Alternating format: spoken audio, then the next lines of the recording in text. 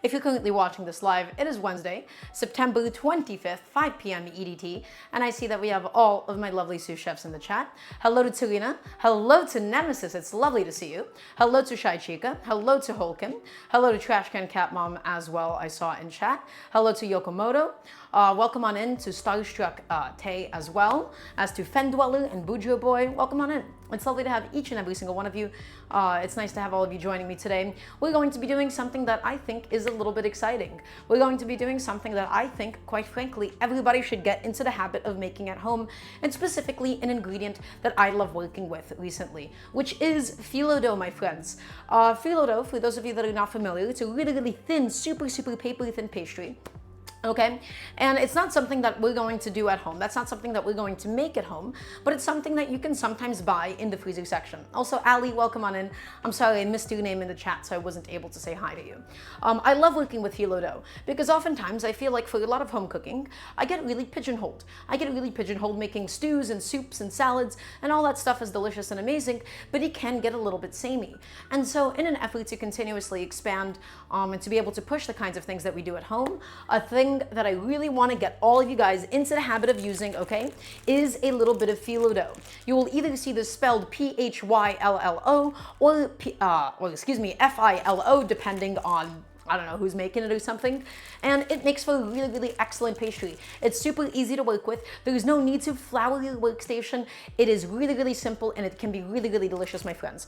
And this is a pastry, this is a dough that is used all over, especially a lot of Middle Eastern cooking, okay, especially a lot of Turkish cooking.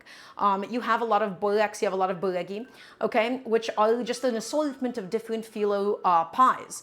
Right, most famously would be something like a spanakopita, right, which would be just filled with some spinach and feta. In my case today, my friends, I wanted to use up some of my existing leftovers that I had at home. I had bacon, I had leeks, I had some scallions, and I had some frozen peas as well as some feta cheese. And so I thought that that would make for an excellent filling for something like a borek today. So let's go ahead and walk through all of those different ingredients.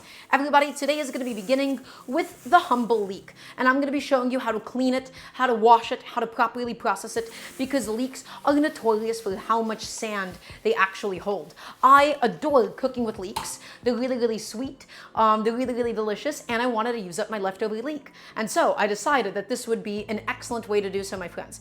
If you don't have a leek, guess what? You could do this with an onion. You could do this with shallots. Alliums are so interchangeable and so fun.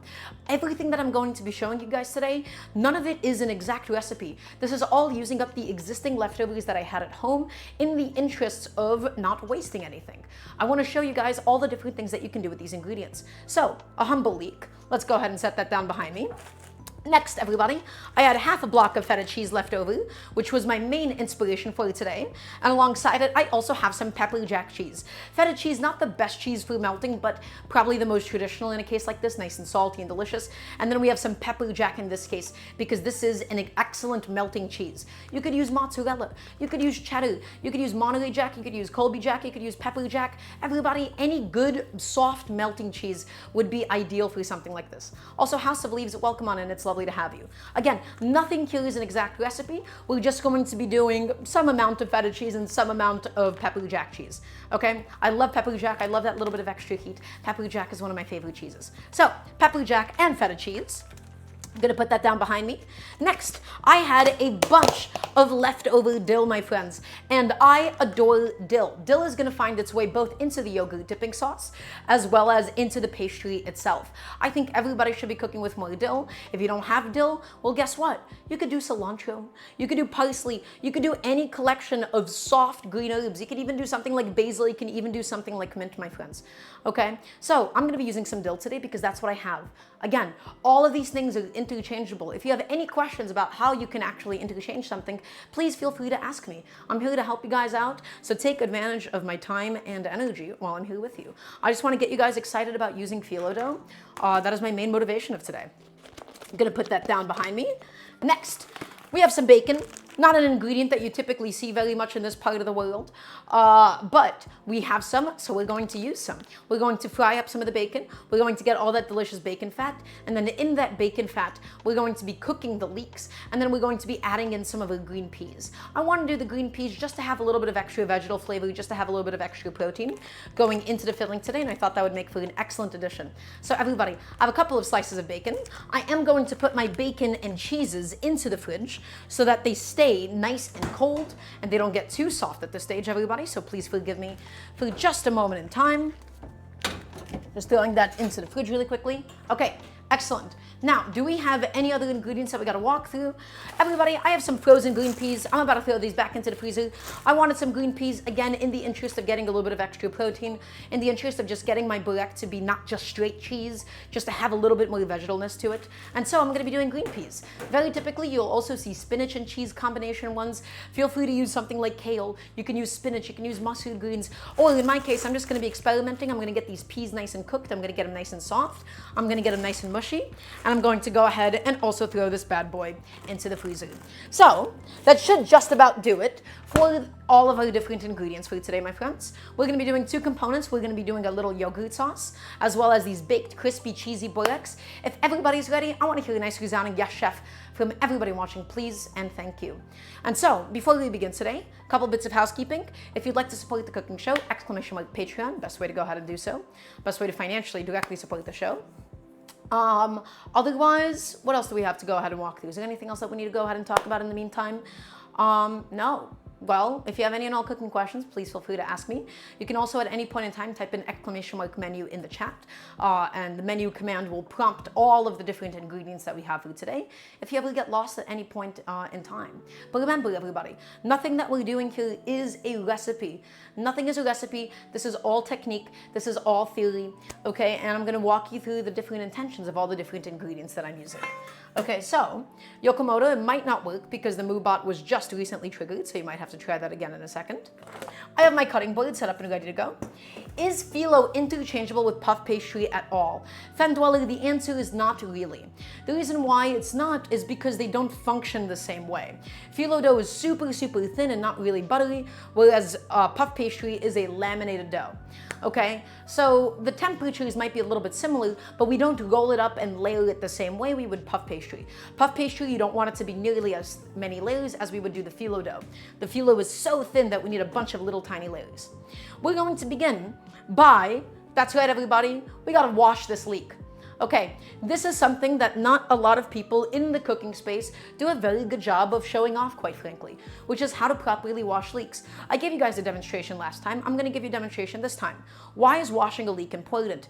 These guys are full of sand. They have so much sand. They have so much dirt inside of them.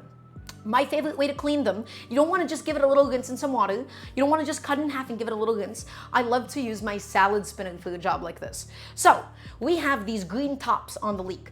These are a little too papery. These don't get super soft. This is not the part of the leek that we want to eat today. We want to eat the white part. The green part, I love to save for stalks. In my freezer, I have a bag of vegetable scraps, and that's exactly where we're going to put these tops after we give them a nice good wash. So what we're going to do, everybody, once you start seeing it really meet the white part of the leek, it's not super, super exact, right? You can just kind of guesstimate it here, right? We're just going to go right there and cut off all of those leek tops. Okay, excellent. The rest of this leek, I'm gonna go ahead and put behind me. Now, as for this little guy, all I'm going to do, everybody, I'm gonna grab my salad spinner, and we're going to submerge it, and we're going to soak it, and we're going to get rid of all of the dirt, and we're going to get rid of all of the sand, okay? So, you don't really want to eat the sand? Look at that. Look at that. That does not mean that you should throw away the leek, but all of that, my friends, that is not stuff that you want in your food. So, all I'm doing is I'm going through the leek itself, I'm going through the leek top, and I'm separating those layers. Guys, look at that amount of sand. Look how dirty it is. Oh, Yokomoto, don't worry. We will indeed have an egg going into the filling. It's going to help bind our filling today, okay? So, guys, look at all of this sand. Look at all of this dirt. That's ridiculous. We don't want that sand. We don't want that dirt, all right? So, now that I have all of these layers sort of split up a little bit, all I'm going to go ahead and do is just kind of tear them in half, just so that they fit into my salad spinner a little bit better today. Yokomoto, do you just show up to ask if we're gonna cook with an egg? Do you do this for other Twitch streamers? Do you do this on like the food and drink category? I would love to know about you because you seem like a character. Okay. So, roughly chunked up a little bit, guys. All we're going to do is we're going to submerge this in some nice ice cold water, and we're going to get all of that sand through the strainer gone, and then we'll dry it off, okay? Again, I don't want you throwing this away just because it has sand. All leeks have sand. I'm here to teach you how to get comfortable, how to start playing with this stuff, okay? So, got my leeks. Gonna go ahead and submerge them with some nice cold water, my friends, and then we'll give them a few passes and get them nice and clean, nice and new. All right, excellent. So the sand that's in the leek tops, it also still applies to the sand in, of course, the rest of the leek bottom, guys. So all that I'm going to do for this leek is I'm going to take it and I'm going to quickly cut the butt of it off. And because this leek is not the freshest in the world, this outer skin is starting to get like a little bit wilted. So I'm going to go ahead and just peel it off really quickly. Just because, you know, this leek has already been sitting in my fridge for a few days. You don't have to do that step. It's just not going to cook up as nicely if the layer is really, really dried off. Okay? I'm just making sure that all of my leek greens are nice and submerged. Wonderful. Excellent. And then we'll agitate them and wash them in just a moment, everybody. So, for the leek whites themselves, I don't like to actually chop it up into two small pieces yet. All that I really want to do is once again just kind of split this bad boy down the middle. Split it down the middle. The center of this guy is quite tough today, but that's okay. Split it down the middle and then split it down lengthwise just like so. And that way, everybody, we expose all of the different little layers of the leeks and we expose any sand that might be potentially stuck in there. Now, we are busy still washing my leek greens, so these bad boys I'm gonna have to just put aside for a moment, but they're going to make for an excellent, excellent and delicious addition into the Borek today, everybody. I love alliums, I love leeks. They're so sweet, they're so aromatic, they're so delicious, and they're going to provide us an excellent flavor today, okay? So, now all we gotta do is wash the leek greens. Okay, I'm gonna glove up for this. I'm gonna probably tie up my hair. If anybody has any cooking questions, now would be a good time to ask while we were just busy with that and taking care of that. I'm just gonna agitate it. I'm gonna try to scrub off the dirt, and then we're going to give it a few passes with some nice cold water, okay? Listen, vegetable prep, it can be a bit of a chore, but if you have the right equipment, especially something like a salad spinner, you can make vegetable prep that much more enjoyable, everybody. You just have to know what you're doing and why you're doing it, okay? So, I like to do this in the sink so that I don't splash all over the place, so that I don't make too much of a mess. So, everybody, once again, I apologize for needing to step away for a little bit. I'm going to just get to washing all of my leeks, And again, even though we're not going to be eating these tops today, all of these leek tops, they will be repurposed for a future chicken stock or something, right? So it's a lot of really, really tasty onion scraps, a lot of really tasty allium scraps, guys, that you do not want to waste. You don't want to get rid of these. If you want to throw them away, honestly, be my guest, but leeks are just not the cheapest vegetable in the world. Okay, so I personally am not in the business of throwing away my leek tops. If you would like to do so, go ahead, it's your kitchen, you know, Godspeed, but that's not what I'm trying to teach you guys how to do here, okay? So, just submerging them.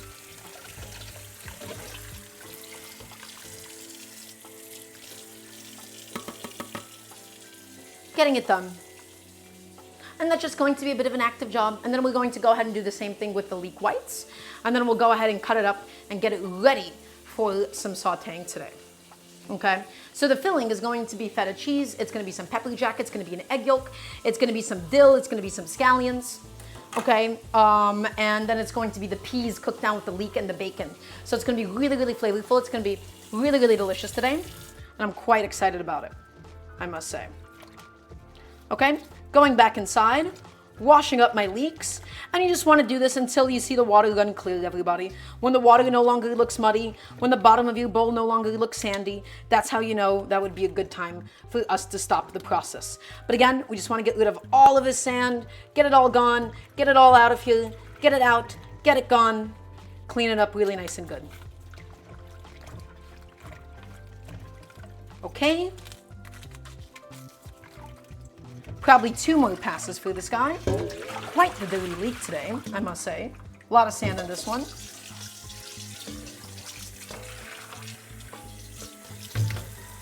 So a couple more passes. So I apologize for how much time I'm going to have to go ahead and do that. Yeah, it's repetitive.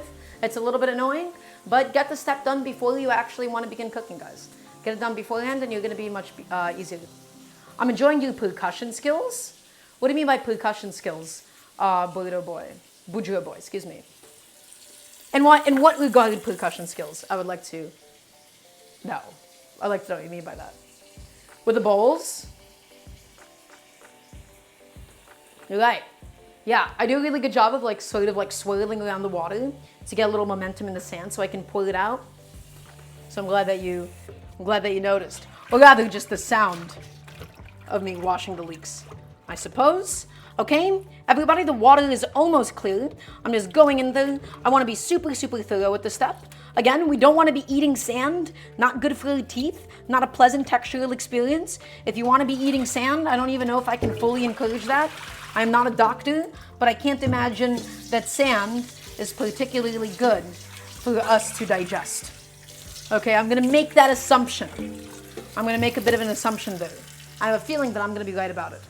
Okay, so washing the leeks. I know it's a little repetitive. I know it's a little bit annoying. So I do have a question for everybody watching. Going forward into the future, would you prefer that I do something like this off stream? Or is this a process that you would like to see continue be exhibited on stream? This is for everybody that is watching. Because, you know, I like to be able to show off these kinds of bits of prep that not everybody always knows. So I don't know. I just don't want to waste too much time doing it. More chef content is never bad. I'm fine either way. Continue showing. Well, I'm glad that you guys like it so much. One day we'll actually get a real proper sync camera. And once we get an actual proper sync camera, one day in the future. Not ready for that day yet. But soon, TM. Once that is the case, then this process will become that much more fun and rewarding, I think. All right, everybody, I think that I have mostly gotten the sand out of here. I think it's gone. I think it's out of the way. And so I want to go ahead and quickly dry this bad boy off before I put it into my vegetable scraps in the freezer. Okay, so the best way to dry it off, hey, we're using a salad spinner. Could you use a paper towel? Sure. Could you go ahead and use a couple of towels? Absolutely you can. But the magic of a salad spinner is that it's able to do that without needing to use up a towel or anything. I love this piece of kitchen equipment, and I think everybody should own one. Mine is kind of broken at the moment. I've still not managed to fully fix it. So if it breaks halfway, then do not blame me too much. Take it and spin it dry. Spin it dry, spin it dry.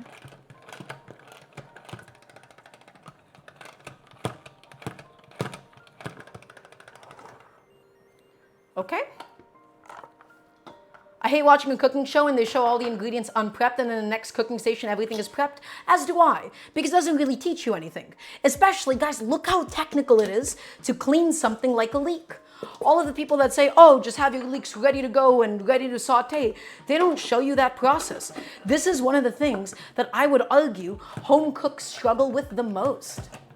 Actually knowing how and why we're cleaning the produce that we're using for today, right? And there's so many bad and inefficient guides out there online, especially if it says, oh, you have to cut it this certain way. Not a lot of places do a very good job of teaching it. And so that's what I hope that I could provide for all of you here. Okay, so these are now mostly dried. Again, I don't need them bone dry or anything. I just wanted most of the excess liquid gone.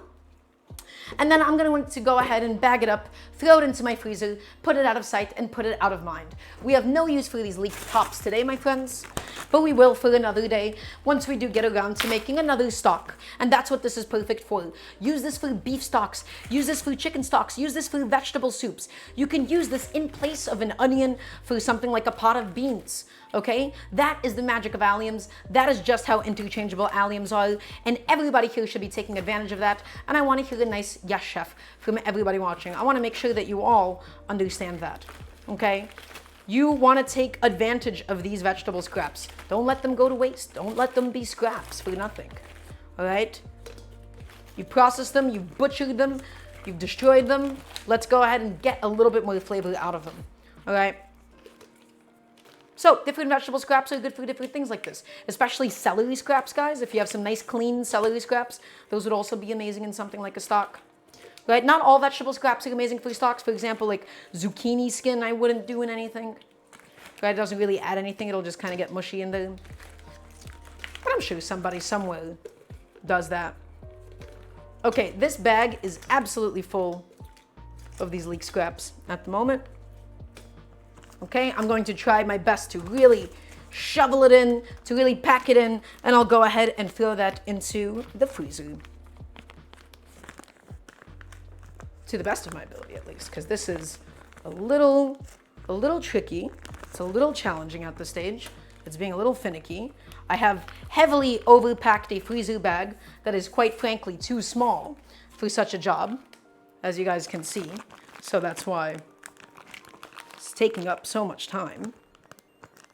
A little bit of bad form on my end, but I'm not going to get a separate bag. I wouldn't do anything like that.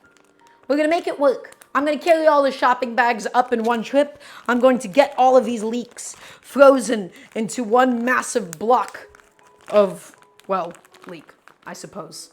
Okay? It also does not help that the bag is a little wet at the moment. That's really not assisting my endeavors. There is no going back. That's right. Guys, I don't know if this is going to be able to close. I'm going to be honest. I don't know. Okay? No, get back in there, buddy. Hold on. I'm trying. I'm trying really hard. All right, I am trying my absolute best to close this bag. If I have to crunch up these leeks more, then so be it. What if it bursts and you get a leek? That's right, Fendweller. The oldest vegetable joke known to mankind. Guess what? We got a bag of leeks. There you go, dated, labeled. I'm gonna go ahead and put it in my freezer and not think about it until the next time I wanna do a chicken stock. Until the next time I'm gonna be doing a soup, that's when I'm gonna go ahead and pull that bad boy out. Okay, in the meantime, salad spinner out, leek whites in, get them in there, and break them up, break them up. Break them up, get all those layers nice and separated, because guys, you guessed it, we're going to be washing these leeks as well. Break up those layers, break them up, so that we can go ahead and, just in case, the leek whites don't tend to have nearly as much sand, but the parts that were closest to the greens tend to have a little bit of sand. So let's just be extra cautious, everybody. Let's be cautious, let's be mindful, okay? Now let's break it up, and let's go ahead, and you guessed it, we're gonna get it back soaking again. We're gonna get it soaking. We're going to go ahead and get it going again. Lovely, wonderful. In the meantime, let's go ahead and prep some of the other filling while we're going ahead and washing up those leeks, guys. So, the leeks, I'm getting tired of saying that, are soaking. They're being submerged in water. Let's go ahead and move on to our next allium of choice for today. I have some properly, beautifully washed scallions. All right, the scallions, for whatever reason, they don't tend to pick up as much sand as a leek does, even though they look like baby leeks, right? And these are all going to get nice and cut up and get thrown into the filling as well for today, guys. Okay, so let's get a nice good bunch of it. The leeks are gonna get sauteed. These are gonna get really sweet, whereas the scallions are going to be raw inside of the filling and provide us just a very different element, a very different expression of allium flavor for today. So, I think that's going to be enough. I think that's going to be more than plenty for my uses today, everybody. I'm going to put my scallions away and into the fridge. And so we're looking for what is effectively a really small, fine dice, okay? We don't want a big dice, we don't want big chunks. We want this stuff to basically just be in the filling and be nice and spread out thoroughly, okay? So we can do any combination of scallion greens and whites. For something like this, honestly, it doesn't really fully matter. All that I'm gonna go ahead and do is, first of all, I actually did not do that good of a job of drying them off. So let's make sure that all the vegetables are nice and dry. Okay, you don't want wet vegetables, because wet vegetables equals wet filling. Wet filling equals, you guessed it, soggy borek. We want it crispy. Chat, do we want it soggy? I want to hear a nice universal no, chef. Please and thank you, because we do not want it soggy. So, mostly dried, something like that, that'll be fine. Scallions, we're gonna cut the butts off, cut those roots off. Get them out of here. You could grow another scallion out of it if you'd like to. I'm not doing that. Okie dokie. Next, we're going to take the scallion whites specifically because they're so close. We're going to slice them in half first lengthwise, open them up, and then slice them in half lengthwise one more time to obtain these nice little scallion quarters. Okay, let's go ahead and do that with the second scallion white. slice it in half just like so, and slice it one more time. Okay, excellent.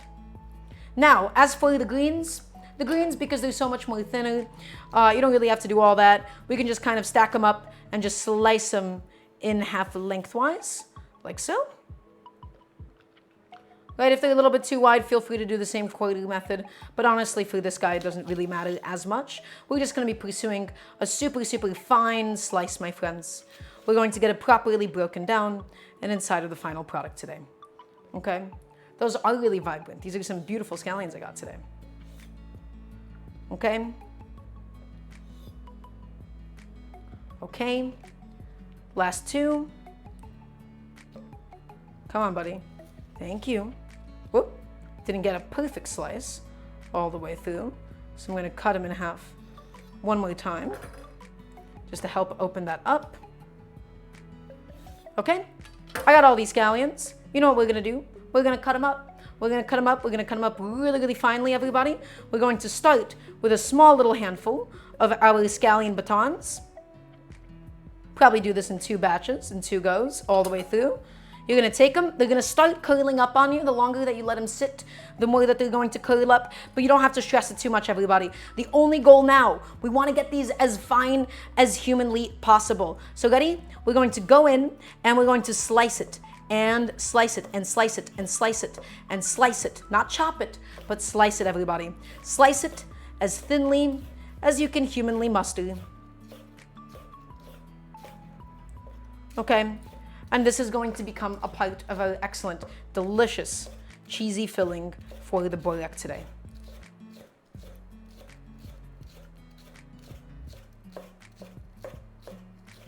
Mince it up, everybody. Slice down to the very atom. Boudreaux boy, I think if that was the case, we might have a lot more problems than that. Something in regards to splitting atoms, I think, has never really actually worked out all that well or gotten particularly useful results. So maybe not that. Maybe not at the atomic level. Maybe not that one, guys. Okay? Slice it up. Slice it up, get all of those batons nice and processed. Again, it is a scallion. It's going to get a little bit slimy sometimes. That's totally fine. Just keep going with it. Just keep rocking with it. Okay, if you have any massive pieces left over, feel free to just go back inside and give those a couple more slices or something. But I think for my uses today, that's going to be perfect. Also, keep in mind, they will significantly shrink down as they cook. Okay, next bundle of scallions. Gather them up. Okay. Honestly, I probably should have kept them whole. It's a lot more difficult to cut once they're all already like this. But that's okay. Slice them up. Nice and thin, everybody. Nice and thin. All the way. There she is. There she goes.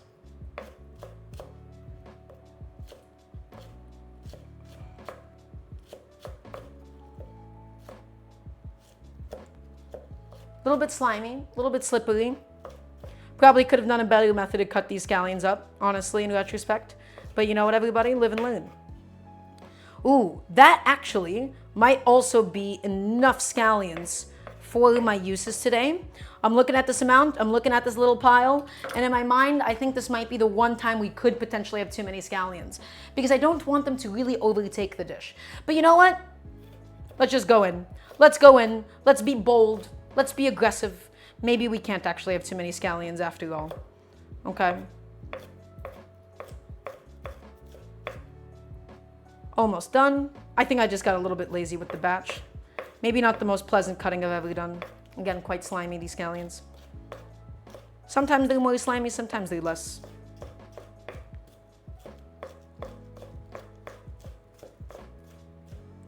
Okay. And I got a few more big chunks that we got to get through.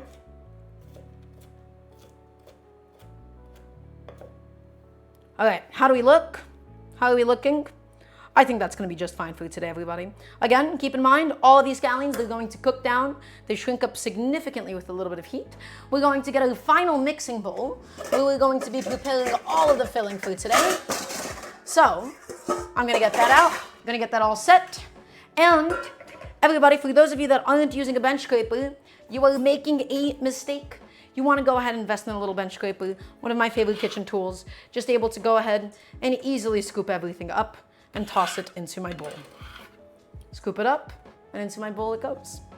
Scoop it up and into my bowl. Excellent. Scallions are officially done. I'm going to go ahead and go back to my leek whites, my friends. They've been soaking. I've been trying to get some of the excess sand off of them. Okay, going to go ahead and rinse them out. And yeah, it does not seem like these leek whites have any sand on them today, which is excellent. That's great. I just wanted to go ahead and do my due diligence just in case that, wasn't true. Gonna quickly wipe off the bottom. And you guessed, everybody, we're going to be giving these another proper salad spinning session. Okay. Oh, did I lie? Is that sand? I found one with some sand. Annoying. Incredibly annoying, in fact. All right. I'm going to have to agitate them a little bit more. I want to be thorough. We got to give them another soak, everybody. And so be it. Such is how life goes. Egg time? Yokomoto? Not yet. Not yet, I'm afraid. You got to be a little bit patient for that. The egg is maybe going to be one of the last additions, but we could probably do it sooner for you. Just for you, if you would like. Okay, fresh dill. Everybody, I adore dill. One of my favorite herbs. And again, an herb that I constantly talk about in the sense that everybody should be cooking with more dill. It's aromatic, it's light, it's fresh, and it's delicious. And so many people, they get so stuck doing the same things with dill all the time, which is to either put in a yogurt sauce, granted, that's what I will also be doing today, or just cooking it with like salmon and lemon or something, okay? I find dill to be incredible and really, really tasty. So, all I'm gonna go ahead and do to this guy is we gotta pluck it off the stems. The stems are a little bit too thick, the stems are a little bit too woody, and they're not going to necessarily make for the best eating. So, go in there and start plucking those stems. And get all those nice little fronds of dill out of there and away, because guess what? They deserve better. They deserve better. They deserve to be freed from the stems. Okay? And if there's a couple of thin stems, you don't have to worry about those guys too much. It's really just the super, super thick ones that we want to be afraid of. Okay? So just pluck it. Pluck it and get it going. A little bit repetitive, a little bit annoying, but hey, sometimes cooking is just like that.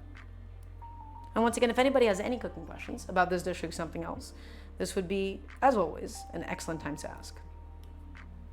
That Star Wars guy was right about sand. I don't know the Star Wars guy that you're talking about, Yokomoto. My understanding of pop culture references is almost entirely non-existent, especially when it comes to Disney franchises. Almost none at all, I'm afraid to say. Anakin Skywalker, Darth Vader. We already have people taking some guesses here. I saw the original movies, and then I saw the prequels, and then the new ones. I think I saw one or two of them or something, and they didn't do anything for me. It felt very much so, how do I say this nicely? Like industry slop. I think that's the nicest way that I could have put that, which, I don't think is necessarily groundbreaking criticism for what is, that kind of movie, but that's okay. That's fine. Getting all that dill out, getting it all plucked, getting it all gone.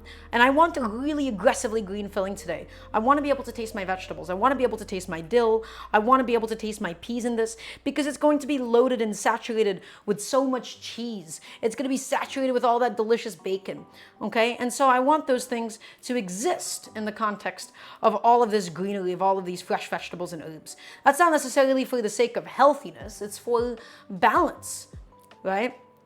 Cool shirt, chef. Thank you, Yokomoto.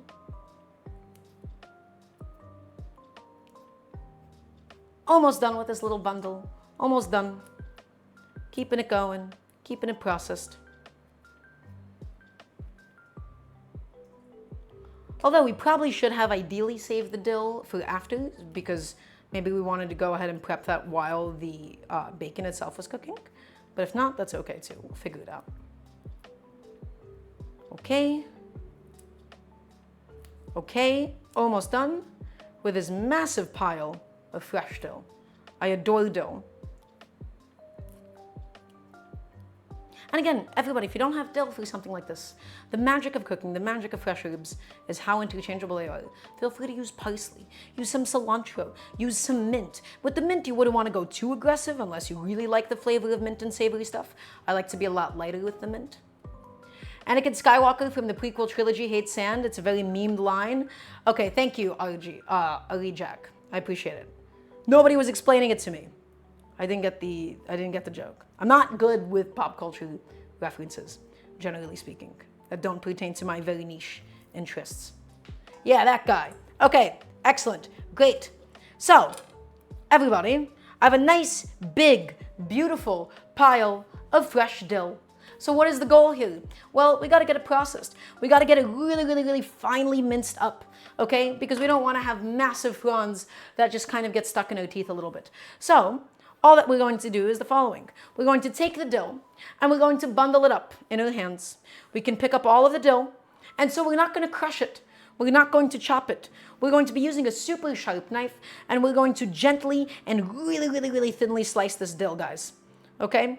So bundling it up, excellent. Holding it down, rolling it in my hands almost. It's okay if a few of them fall out. Dill, activated. Bundle it, and now slice it and slice it. And I want you to slice this as thinly as you possibly can. Do not chop it. You want to use the full surface area of your knife and thinly, thinly, thinly, thinly. That's it. That's what I'm talking about. That's what it's supposed to go. There she is. Properly processed, not chopped, not destroyed, but just keeping it all together.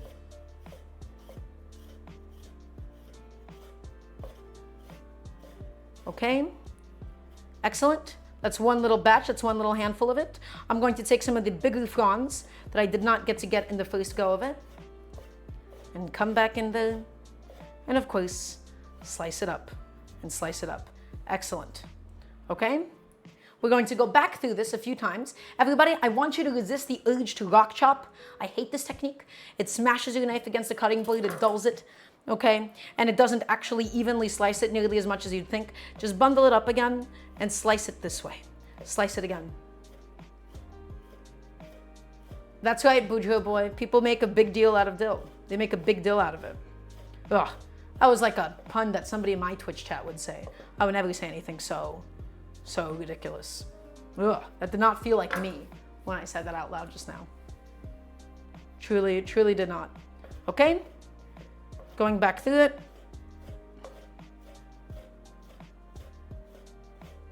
There she is. And a couple more times, everybody. Again, especially for something like this, you don't want big fronds. You want it to just evenly mix into the rest of the filling without getting too stuck in your teeth or anything, okay? So, whole bunch of dill, aggressive amount of dill, in fact. Look at all of this dill. I love dill, everybody. Okay, I think that's going to be perfect for my uses today. I'm going to go ahead and especially, guys, once it's been minced, you know how difficult it is to get off? Not at all with a bench scraper. I know I keep sounding like an advertisement for the bench scraper because guess what? I basically am at this point. Everybody needs one of these tools. Don't use your knife. You don't have to dull your knife against the cutting board. You don't have to risk cutting yourself with it. Just get a bench scraper, please. Everybody needs this. Okay, dill, scallions, done. Let's go back to my leeks. I'm gonna go ahead and quickly dry them off. Really just make sure they're nice and clean this time around, please. Yes, they are. Okay, excellent. No sand to be seen. Goodbye, my friend. I gave you a nice, good, proper bathing, a nice, good, proper washing. And now for a good, proper drying. I don't have to go ahead and demonstrate the salad spinner to you guys anymore. I'm gonna go ahead and do that step over here in the sink, and then we'll go ahead and get the leeks cut up a little bit before we begin to saute them, okay? A lot of vegetable prep today because guess what? We got a lot of veggies going into the food.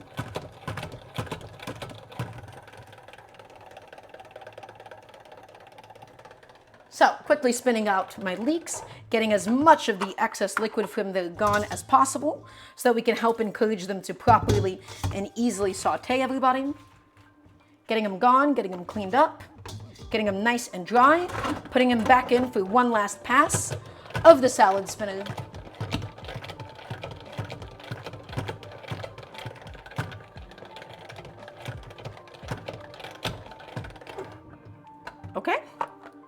And guess what?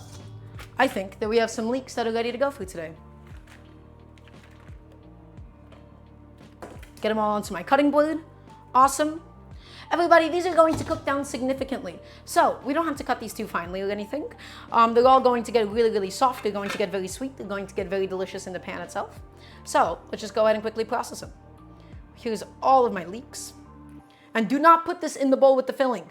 This needs to get cooked. You do not want to put raw leeks just straight up as it is in the filling because it has a lot of moisture to it, okay? And we're not really going to be able to develop any of the sweetness that way if we just put it in directly straight as it is. So, as far as this leek goes, all you want to do, guys, now that it's been washed, cleaned, dried off reasonably, we're just going to go in there and thinly slice it. Thinly slice it. It's all gonna cook down, it's all gonna get beautiful, it's all gonna get soft. Just stack it up and slice it. Stack it up, slice it. And you're going to get all of these nice little pieces of leek.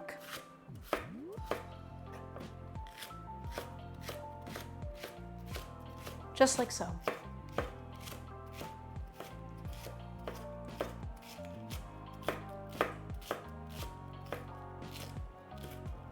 Come on, this guy, a little slippery today. That's okay. I got you. I'm taking care of you.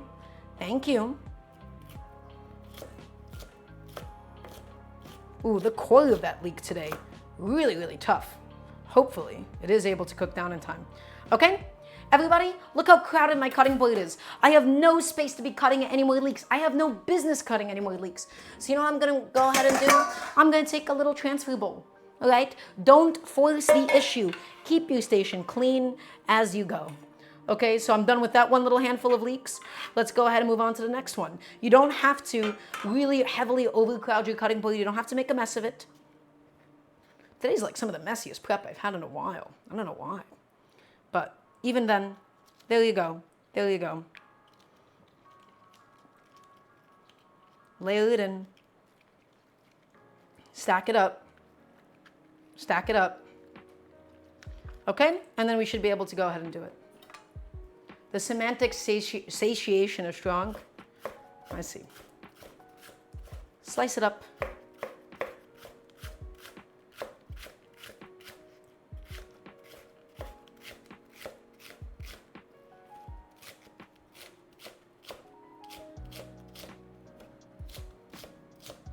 Oh, I love leeks.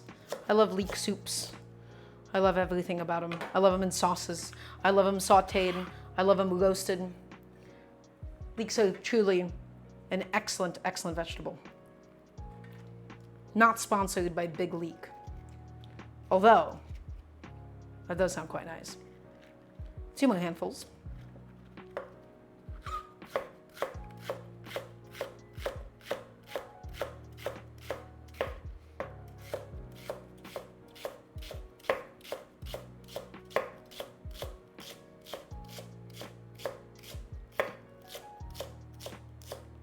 Excellent. Perfect, in fact.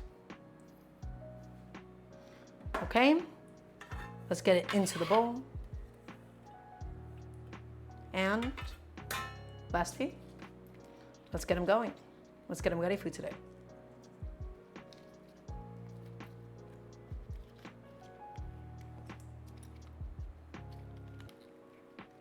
It's got some dill in it. That's fine too. Slice that leek. Okay, and now that the leek is sliced, we can officially move on to the bacon stage.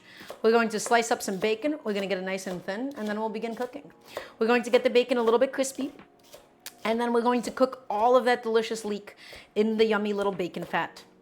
And it's going to be perfect and delicious, and I'm very excited about it. Okie dokie. So, all of these leeks, you're all done, my friends. Everybody, please say thank you to Mr. Leek. He's done an excellent job for us today. He was an excellent, a little bit of on-camera talent for us. Okay, just again wiping off my station, getting rid of a couple of scraps that we no longer need for today. I'm gonna put my leeks as well as my bowl of filling behind me. And we're going to start slicing up some bacon. Bacon stage sounds momentous. That's right, it is gonna be momentous. We're gonna slice it up, we're gonna get it going, we're gonna get it cooking, we're gonna get it rendering, right? Basically just melting the fat of it out. And then it's gonna be all set and ready to go for today. So, bacon out of my fridge. Let's figure out how much bacon I even want to use for this dish. The bacon is here for flavor. The bacon is here to use up a little bit of the extra that we have left over already, okay? The bacon is not here to be the star of the show. It is still about the cheeses. So, as you may notice, I'm not doing any exact measurements whatsoever, especially when I cook at home, guys. Okay? Because I don't think that's a very useful way to cook at home. But we need to be careful with how much bacon that we add. Too much fat, and the Borek is going to come out a little bit greasy. Keep in mind that, cheese has quite a bit of fat to it, right? When it starts melting out, it can get a little bit unpleasant. We need a little bit of fat to be able to cook down the leeks, and so that's why we're making all of these decisions, and that's why we're doing so much thinking. These are a bunch of bacon slices I have that I've simply cut in half so they would fit into my little baggie. Okay, so 2 of these would roughly be 1 slice of bacon, right? So that would be 1 slice, that would be 2 slices, and then this is 3 slices of bacon in total. I think that's how much we should do. I think we should do 3 slices of bacon, everybody. I think that's gonna be perfect. Maybe, dare I say 3.5, or is that gonna be pushing it? I am definitely going to be snacking on some, so 3.5 is going to be more than fine for us today. I think that's going to be excellent. Okay, so stack it up. You want it cold, because guess what? If it's hot or if it's warm, it's going to be so sticky that it's going to be impossible to cut it the way that you want. I'm going to first cut it in half lengthwise, just like so, stacked up all of my slices. And these are going to significantly shrink down as they cook, so please keep that in mind. Stack them in half, or stack them and then cut them in half. And then we're going to go ahead and cut these guys into teeny tiny little strips. Nice little strips of bacon. Again, we want it to really easily mix into the filling food today, okay? So take it, stack it up, and nice little bits, nice little bits, nice little bits. It's going to shrink up more, so keep that in mind, but we don't want massive pieces of bacon for today or anything, okay? So take it and cut it up, and cut it up, and cut it up, and cut it up. Awesome, just like so. Cut it up, cut it up. We don't need to get them too crispy or anything. We just, they're mostly for all the delicious bacon fat out of it. We could get a little bit crispy though.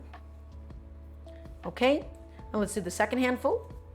If it ends up being too much bacon, if it ends up being too much bacon fat, guys, we can always adjust it in the future. Take it and put it in, and put it in, and get it sliced up. All of this delicious diced up bacon. I really enjoy cooking with bacon. I find it really, really delicious. And again, for something like this, everybody, if you don't want to include bacon, you don't have to.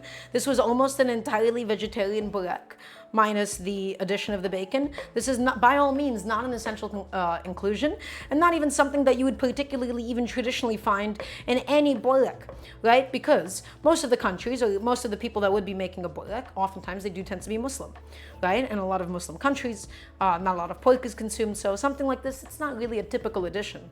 This is just purely an adaptation that I have made myself because I was thinking, we have leeks, we have bacon, and all that stuff sounds really, really delicious and really tasty together. So 3.5 slices of bacon that I have here. Again, this might very well end up being too much bacon. I have no idea. And in the meantime, let's head to my stove. I have a nice little stainless steel pan. I am considering going with a larger non-stick pan for this today. No, this is gonna be fine. This is gonna be great. This is gonna do the job for us. Everybody, when we heat up stainless steel, always, always, always, and I need to hear another yes chef, always a low medium heat. You never wanna do a high heat. You never wanna slam it because guess what? It's gonna develop hot spots and cool spots. You wanna go nice, especially for something like this. You wanna go nice, medium, low or so. We're going to start it off with just a little bit of fat so that the bacon does not immediately stick. Okay, a little bit of fat goes a long way into something like this. So a little teeny tiny drop of extra virgin olive oil I have going in there. Okay, and then we're going to wait for this to heat up a little bit. We don't need the pan to be scorching hot. I don't want to get it immediately crispy. I want to slowly cook this without developing too much browning so that I'm able to melt out all of the bacon fat. This is a step called rendering, my friends. Okay, so that is a term that you'll see oftentimes, especially be used in restaurants. This is called rendering, okay? So, on it goes. Now it's happening. Right, we're gonna slowly go ahead and heat it up. Then we'll add in the bacon. We'll melt it down. We'll melt all that delicious bacon fat out. We'll scoop out the bacon. Then we'll fry the leeks. We'll soften it. We'll hopefully get it nice and golden. We'll add the peas. We'll soften the peas. And then we'll try to cook out any of the excess moisture that would be inside of the peas and the leeks. The key for a filling like this, everybody, is to control your moisture. It is all about moisture management. So much about cooking is moisture management. You either want to keep a certain amount of liquid, reduce it, or increase it. Okay, so in my case today, we want to go ahead and reduce as much of the moisture as possible that is already found in the bacon, is already found in the leeks. Just again, because it will result in like a soggy borek today, which is of course not what we're looking for. We want it to be crispy. We want the pastry to be nice and flaky. We want it to be nice and delicious. And so we're just going to wait for that to go ahead and heat on up.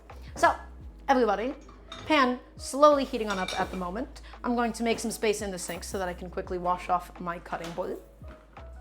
And it'll be good and it'll be all set. Let's see. There we go. It's a little paper towel.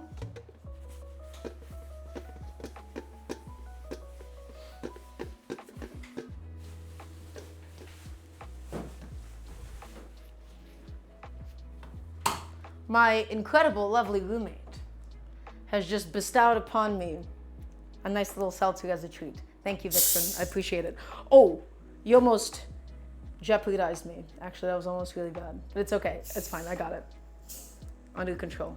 Oh, I love seltzer. It brings me so much joy.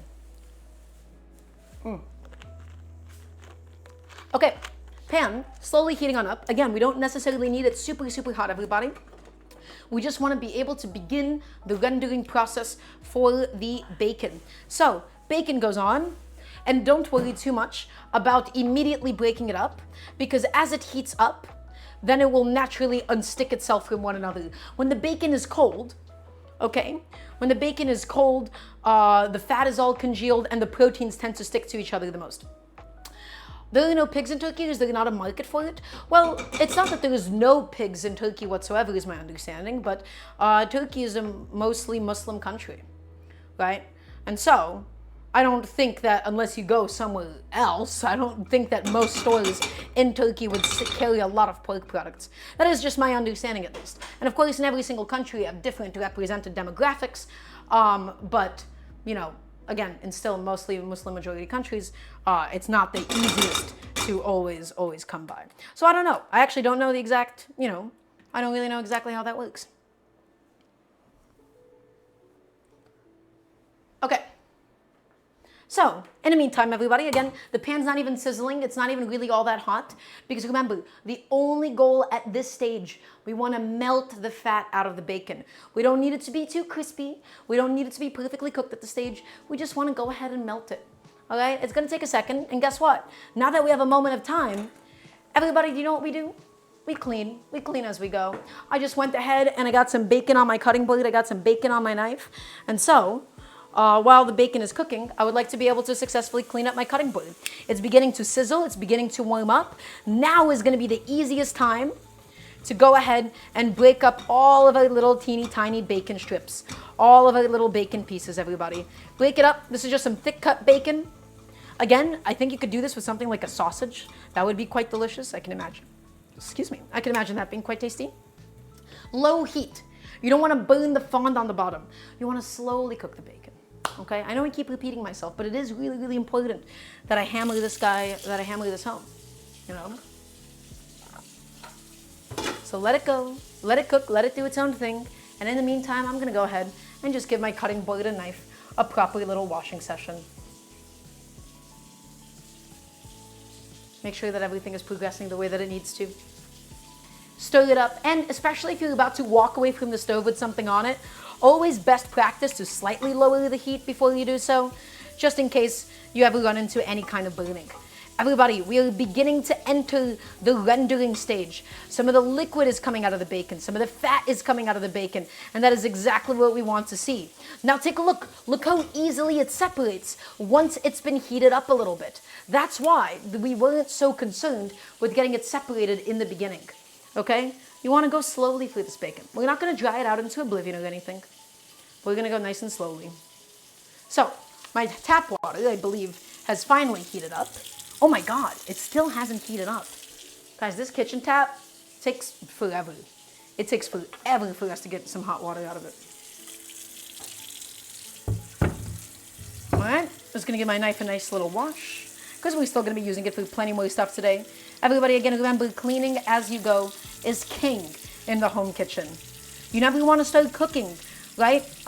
Just as you want to eat. You want to be able to already have food ready to go by the time that you want to eat. You want to cook before you're hungry. So be patient, take it slow, and don't leave yourself a big pile of dishes at the end of the day. Make sure that you're starting off with a nice empty dishwasher, an empty sink. You don't want things to overflow. You don't want to be missing essential equipment that you need. That is how you can enjoy cooking at home. Cooking with a full sink, cooking with a dishwasher full of dishes, that is a recipe for getting stressed out. And guess what? I don't teach recipes here. That was so clever, and that was such a nice way to turn that little speech around. So I need to make sure that somebody properly, acknowledges that. The effort that I've put in just now.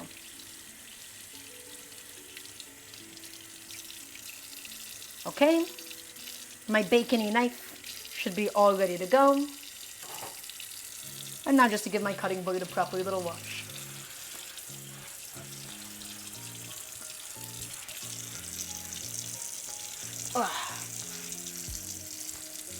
Always clean as you go, my friends, and especially with a wooden cutting board, you don't really want to let anything soak into it. You don't want to leave it wet for too long, right? So soap, sponge, hot water, in and out, and you'll be all set.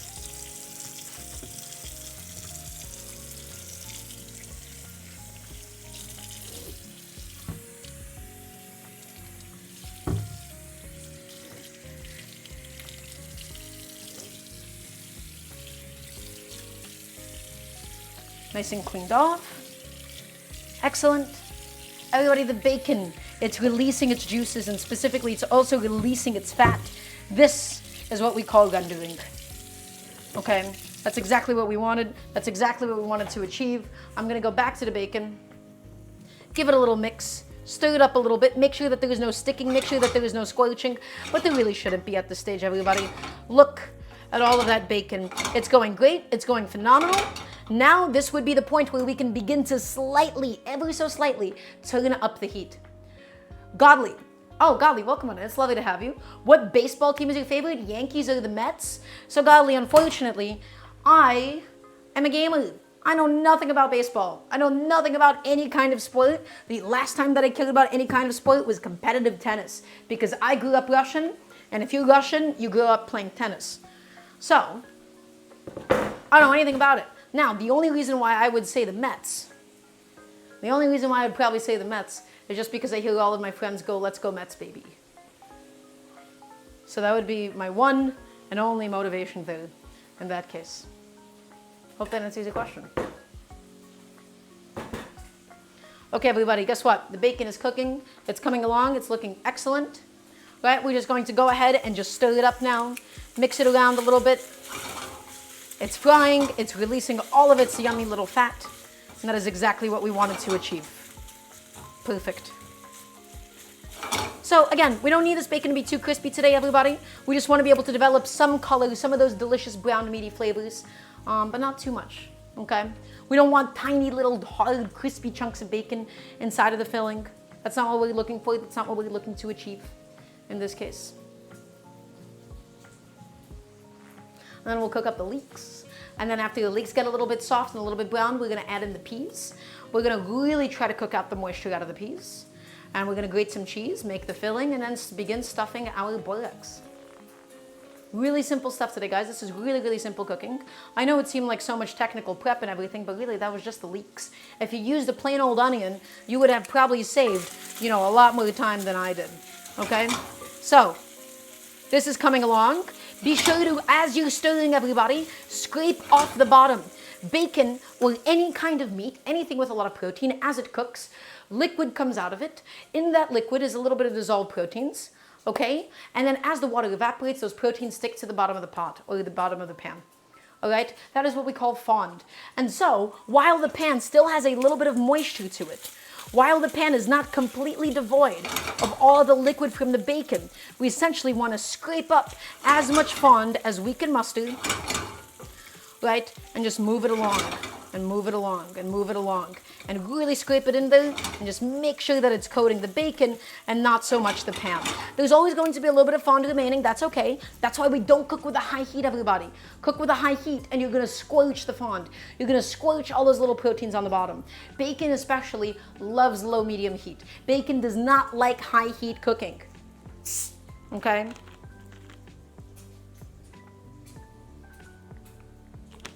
Let the bacon go. Let it go, my friends. Let it do its thing. Let it have its time. You can see all of that delicious fat now coming out of it. The fond is developing on the bottom, and that is exactly what we want. All right? We don't need this bacon to be shatteringly crispy or anything, but it'll get there if you just give it enough time. Gonna go ahead and grab a little piece. Actually, that's a terrible idea because it is hot. Hot, very, very, very hot. I don't recommend doing that. That was a pretty awful idea on my end, quite frankly, as far as they go. I don't have a lot of bad ideas. That might have been the one exception. Just want to double check my camera is in focus. Everything's in focus, excellent. And we're just stirring it around. You can see all that fat is coming out of it, everybody. Perfect. A beautiful sight to behold. The bacon is almost done at the stage. We're just flipping it over a little bit. We're getting some of the pieces from the side towards the center. Especially at this stage, everybody, low heat cooking is key. It's frying, it's getting crispy, gorgeous.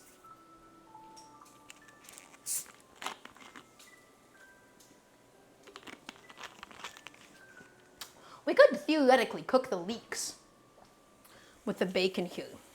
That is absolutely an option. But I don't want to do that because I do feel like it would end up overcrowding the pan slightly. Yeah, we're not going to do that. We're just going to be patient. We're going to let it do its thing. And in the meantime, I'm going to take it and put it into a separate little bowl. Am I Russian Turkish? I'm not Turkish at all, Yokomoto. I am just Russian Jewish. Well, technically Russian Ukrainian. But I am not Turkish. I just grew up eating a lot of Turkish food. I love Turkish food. Also, welcome on an I Hate Fruit Flies. It's lovely to have you, as well as to Hooligan Grundy. Okay. And we're almost done. I know I keep saying we're almost done, everybody. Again, I just don't want super like crispy bacon bits. Keep in mind the bacon will crisp up as it cools as well. When it is warm, that is when it is the most flexible. If any of you have ever cooked bacon, especially in the oven, and you take it out and you see how bendy it is, you let it cool for a little bit, you see how crispy it gets. I don't want crispy chunks of bacon. I think it will be an unpleasant texture inside of the Borek. I just wanted to be able to get the fat and look at all of that fat that came out of it. That's exactly what I want to see. Now I'm going to go ahead and begin pulling it out, my friends. I'm using a spider just so I can drain out any and all excess fat and keep it inside of the pan. And I'm putting it onto a separate plate. I'm not immediately going in my filling bowl. Everybody, if I went immediately in my filling bowl, well, it would make the metal bowl a little bit hot, so that's not really good practice. But also it would begin wilting some of the vegetables preemptively. I only want them to wilt and cook down inside of the oven itself. Okay, so this is perfect. Look at all of that gorgeous bacon fat. Look at the fond that we developed on the bottom of the pan. That is exactly what we're looking for. Okay, I'm just getting the last few little teeny tiny chunks of bacon that we left behind. We don't want to leave any of them behind at all. So get them out, save them, leave them. Don't leave them. Get them out because we don't want them to burn, we don't want them to squelch as we end up cooking the leeks really shortly. Okay, so as many of those chunks as you can reasonably get. Everybody, our bacon is cooked. We're left with a lot of bacon fat, so you know what time it is. It is time for us to add in the leeks. And we're going to cook it and deglaze it properly, and we're going to get a nice and delicious and sauteed and golden brown and sweet. Okay, just like so. And we're gonna add a nice generous pinch of salt, just so that we can begin assisting the seasoning of our filling. And it's gonna help to extract some of the moisture from the leeks themselves, everybody. The leeks, as they cook, remember, all vegetables are a little bit wet. the leeks are going to release some of their own liquid. With that liquid, we're going to begin deglazing the bottom of the pan. We can dissolve all of the proteins that are stuck on the bottom of the pan and cover them and coat them around the leek itself. Okay, so there you go. Just going in there, guys. You can see, look how it's scraping off. Look how all of those golden bits at the bottom, see how it's scraping off? Mix it into the leek. Mix it into the leek. Trust me. That is how you stop the bottom of your pan from getting too dark. I have a question. How many times have you sauteed, like, let's say, multiple batches of vegetables on the bottom of a pan, and the bottom of the pan just looks burnt? It looks burnt, it looks black, right? And everything is like sticking to it. How many times has that happened to you? I'm curious to know. That's what happens, my friends, when you don't manage your heat and you don't manage your moisture. Okay? So we're being mindful with how much fond we're developing, and we're scraping it up, and we're getting it back incorporated with all of those gorgeous little leeks. And now those leeks have officially begun sautéing. We need to first collapse them, evaporate the excess liquid, and then only then will they be able to get nice and golden brown and delicious. Okay? Pan burning happens all the time, Boudreaux boy? Well, guess what? I'm here to show you the other way. That is why stirring is important. It's not just about flipping the food. It's about scraping up while the pan is still wet, while we still have some moisture in there, right before all of it evaporates, to really integrate it and to be able to get it back folded throughout our food. Super, super important. Okay, I'm going to switch to a silicone spatula at this stage. It's going to make my life significantly easier. And we want to cook these leeks. And we want to cook them, and we want to cook them down. And make sure that none of them are like stuck to the sides of the pan or anything. Just really get them nice and distributed. Just the sides of the pan, that is where the food tends to stick and burn the most. So, we don't want that to happen, do we? Excellent. And now I can also probably get my peas out of the freezer while all this is happening. How old are you when I discovered my passion for cooking? Yokomoto, I'm gonna say when I was about 7 years old. I've been cooking for 14 years. I've been cooking for a very, very long time. Wow, okay. Peas out of the freezer, just so that when we wanna add them, that they'll be all ready to go, my friends.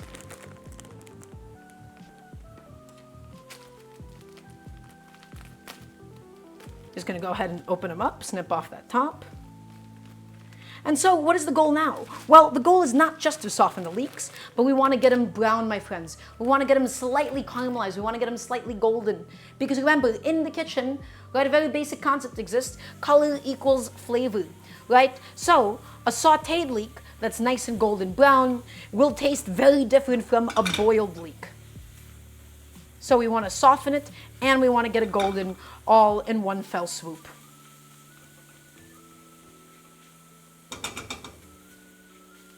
There she is. There she is. Excellent. Quite happy about how that's going so far. And now we want to just really push it. We want to push it, we want to cook it, we want to let it do its thing. Count JP, I hope you're having an excellent day today. And guess what? I have my bacon. I get a snack on my bacon. Oh no, there's not going to be any bacon left. I don't care. I do not care. I reserve my right to enjoy my cooking bacon. What's my opinion on non-stick cookware, Fendwell? So, Fendwell, every tool in a kitchen has a time and place. However, specifically with non-stick cookware, it got sold to a lot of people as an easy way to cook. Because nobody actually really learned, and it's not their fault, but a lot of people, they never really learn how to master things like stainless steel and cast iron and whatnot. They consider it sticky. They think it's difficult to work with. And so non-stick pans are basically like a crutch. Now, there are certain kinds of cooking, especially let's say you want to do a sunny side up egg that's not crispy, that you need a non-stick pan for. That much is true. There will absolutely be use cases where a non-stick pan is optimal. I also like using non-stick pans for pots of rice, right? So that the bottom of it doesn't burn as much, okay? So non-stick pans, they have their time and place, but so many people, they just have such a bad relationship with cookware. They don't understand why things work in a kitchen the way they do. And so I'm here to heal that. I'm here to show you how to use things like stainless steel and how to use these other materials that's not just always a non-stick pan. I'm here to help you guys understand it because this is maybe the thing that I would say home cooks struggle with the most. And also nonstick pans, super expensive for what they are. Oftentimes very poorly designed, really, really cheap, thin metal that warps easily, that doesn't have even heat conduction, right? And it just warps and bends over time and unevenly cooks your food. Affordable pans in America are pretty garbage. Well, yeah, Hooligan Grundy, because affordable pans are all really, really thin metal, right? And then also sometimes poorly designed, like plastic handles that can't go into the oven. But there is good, decent-ish cheap cookware sometimes. Like, you know, I think Phyllo, as far as nonstick cookware goes, is okay. But you have to also understand why you're buying the things that you do. For example, most stainless steel pans, like the really, really like cheap ones, I would say are not that great. They tend to warp over time, and they don't actually have the most even cooking. I always try to advocate for clad cookware, but that stuff gets really, really expensive. But the nice thing about expensive cookware is that it lasts you a lifetime. Like, you know, a clad pan should theoretically, if you take care of it and you don't warp it and bend it, it'll last you for the rest of your life. But with capitalism, it's pretty difficult to justify those kinds of long-term expenditures. Yokomoto, you only use copper? Well, very happy for you. I'm glad that you got it like that. That's also super expensive.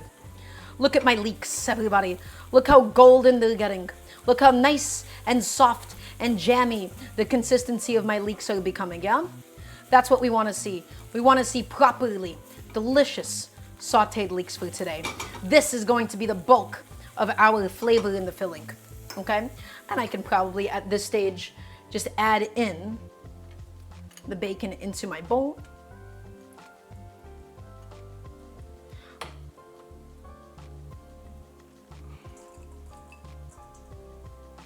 Okay, my bacon's no longer scorching hot, so that would be a good time to add it. Only use diamond pans? Oh my God, Count JP. Recently got a set of ceramic pots. They're working pretty well, so Persephone, I will say, ceramic, most of the, you know, they say the eco-friendly non-stick ceramic ones, my issue with those is they don't last a while. Those coatings don't last a while, and the metal that they actually use on the inside, the heat conduction, really truly not the best. But when you say ceramic, that can refer to a lot of different things. For example, like a Le Creuset coating is technically like a porcelain coating, right? So that can refer to other things. So before I quickly jump to judgment or tell you that your purchase is bad or anything, those do not tend to be my favorite in terms of longevity. They tend to be quite delicate. Okay guys, look at those leeks. Look at the color of those leeks, my friends. That's exactly what we're looking for, yeah? That's gonna be nice and delicious. It's gonna be nice and sweet. I wanna give it a little taste at this stage. I wanna see, hey, how tough are the leeks? How chewy are they? Are they nice and soft and jammy? Or are they still a little too papery at this stage? Ooh, everybody? Leeks cooked in bacon fat? Not a lot that you can complain about. That is a very, very tasty, sweet, jammy leek. Okay, that's done. Guess what? It's time for some peas. The peas, we're going to need to cook the water out of them. Okay, the peas are super wet, right? These are frozen peas. I love having frozen peas on hand. And let's do, I don't know, I'm not measuring. The filling is not strictly about the peas. I just want them to get really, really soft, okay? So, however many peas that's gonna be, just to help add a little bit of extra greenery, the water that we've just added with the peas is going to help to deglaze the bottom of the pan. And now we're going to salt it, and we're going to get this stuff mushy. We're going to get it mushy, we're going to get it heavily cooked because we do not want big crunchy bits inside of our Borek. So, salt goes in because we need all of those components to be really nice and properly seasoned. I'm gonna mix it in, and don't really worry about sauteing the peas or anything. That's not the job, that's not really the goal here, that's not what we're trying to accomplish, everybody. We just really wanna soften them. We want to soften them, cook them through, and then maybe even, dare I say, mash it up a little bit too. Okay, there is one pea that ran off that I'm trying my best to obtain without scorching my fingertips. I did so successfully. So, peas are going, peas are happening. Just again, guys, really scraping off anything that can be stuck to the bottom. The peas are going to take a little bit of time for us to actually release the liquid from inside of them. My feta cheese and my pepper jack, they're sitting in my freezer and they're gonna be ready to be grated up soon. Okay, really, really scraping up the bottom, guys. Scraping it up, scraping it up, scraping it up. Getting it all incorporated, getting it all inside. Awesome. Okie dokie. I'm gonna put my peas away in the freezer. The rest of my bag, that is.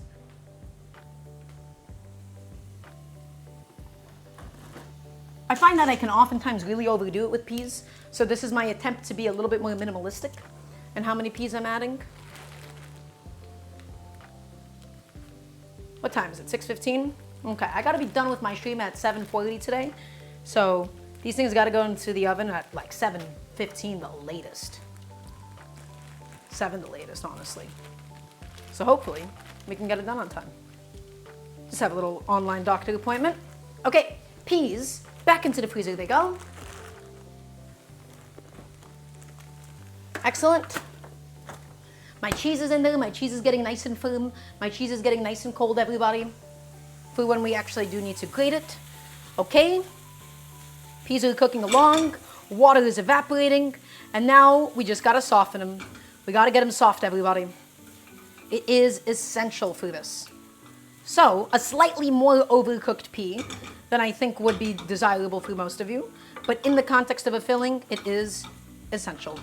We might even add in a little teeny tiny splash of liquid, just a little tiny bit, just to help deglaze the bottom of the pan. This might seem counterintuitive if the goal is to evaporate the water, but this is going to help to unstick anything that's stuck to the bottom and steam those peas. A lid would be good. I don't actually have a lid for this pan, so here's what I'm gonna do instead. I'm just gonna put in a bigger splash of water, throw on a lid for a second. I'll try to find a lid that is suitable. I think my Staub lid should do here nicely. Yeah, I think that's gonna be more than fine. So, we wanna mush them, we wanna collapse them. I'm going to go ahead and begin preheating my oven to 350. Okay, in preparation for today. Whew. I'll have a little sip of seltzer at this point.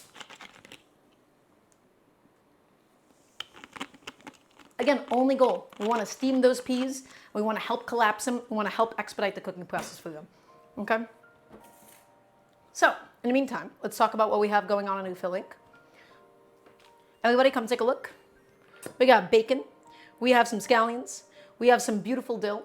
Going in soon, is going to be my leeks, as well as my peas. And then we're going to go ahead and grate in the pepper jack, as well as the feta cheese in a little bit, okay? So, at this stage, hopefully, my peas have steamed enough, and I think they should have. It's gonna be flavorful, it's gonna be aromatic, it's gonna be delicious. Back to the stove we go. Scrape off anything, absolutely anything and everything stuck to the bottom, my friends. Get those peas cooked, get them soft, and then we can evaporate that liquid. Let's taste the pea. I want to see how it's going. I want to see how it's doing. Come here. Thank you. Really firm still. And also not enough salt. I can tell you that right now with confidence. Not enough salt and way too firm. So, salt goes on. 2 big pinches. We're making a lot of filling today, so we want everything to be really nicely seasoned.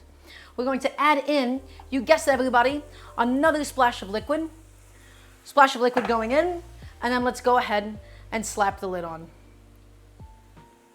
Pop it on, let it go, let it do its thing. Let those peas cook, let them steam. We might even take a masher to it, all right? Something like that. And I think that's gonna be perfect for today. Okie dokie, you know what time it is? If you've guessed it's time to grate some cheese, you would be absolutely correct. I'm gonna go ahead and get my cheese grater out. I'm not using my food processor today. I don't feel like making that many dishes. So we got some pepper jack that we gotta process, my friends. All right? I'm gonna take my pepper jack out of the freezer. Again, I put it in there just so that it would firm up a little teeny tiny bit. That helps it to shred easily. Okay? And we can begin shredding up some cheese.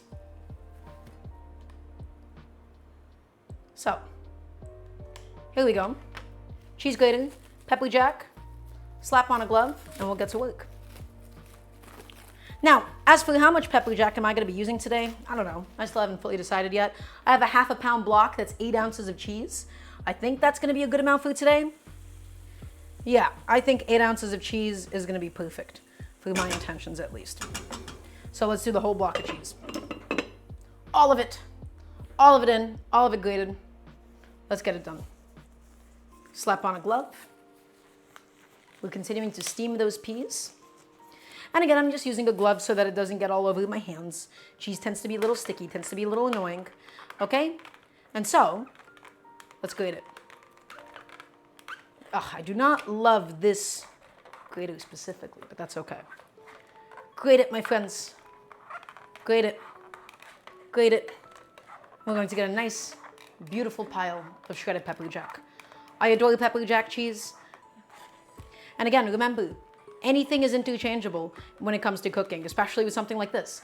Now, you would want to be able to use a nice melting mozzarella, right? Maybe not like a fresh mozzarella, those tend to be a little bit too wet, but you can do like a nice whole milk, low moisture mozzarella cheese. Also consider something like a cheddar cheese, my friends. You can do a Monterey Jack, you can do a pepper jack. You have all of these different possibilities. I want you to be able to have fun with it. Have fun with the whole thing. Taza, welcome on in. Hope you're having an excellent day today. Grate it. Shred that cheese, my friends. Shred it up. Shred it up, shred it up. Dog, what is my favorite cheese? Jarlsberg. I love Jarlsberg. It's a cheese that I grew up on. Walked in on you talking about having fun with it while grating cheese. Yeah, those two don't really go hand in hand with me. Grating cheese is maybe one of my least favorite steps in a cooking process. Okay, everybody, guess what? I think my peas have steamed. So I'm going in and I'm just mixing them around. And now we're going to evaporate some of that liquid. Well, actually, maybe a little bit more steaming is required. I'm sorry, I want soft, mushy peas. And these are not soft, nor are they ready to be mushed up yet. Have I figured out how to make grating cheese fun yet? No, Taz, I'll get back to you if that ever if that's ever the case. Okay. Although, really, the biggest thing that's made it fun is that my forearm muscles have gotten significantly bigger than I think the last year when we did begin the cooking show. So it's not nearly as annoying when I have the strength to be able to justify such a task. Okay, I refuse to grate this tiny block. Oh, fine. Here we go. Here we go. Big pile of cheese, everybody. Godzillas. No. Terrible. Okay, I'm adding it to the bowl. This little block, that's gonna be my snacking cheese. You always need to have some snacking cheese. Okay, it is essential. It also gets pretty annoying after a certain point to grate it. All right, that's my snacking cheese. That's a little treat for later. Okie dokie. I'm going to go ahead. Here's the filling so far, everybody. I'm going to go back to the peas and to my leeks. Again, we're just cooking them gently. We're cooking them slowly. We're getting all that moisture gone as much as possible. You can hear it sizzling again. Okay. Can you be mushed? Let's taste. Let's find out. Let's see how soft my peas have become. Significantly softer. Oh yeah. I think, do we not own a potato masher? Oh no. I guess we do not. I forgot that we don't actually own one yet. So, spoon it is, silicone spatula it is. Maybe not the best tool in the world for such a job. But guess what, everybody? Country girls make do. Okay?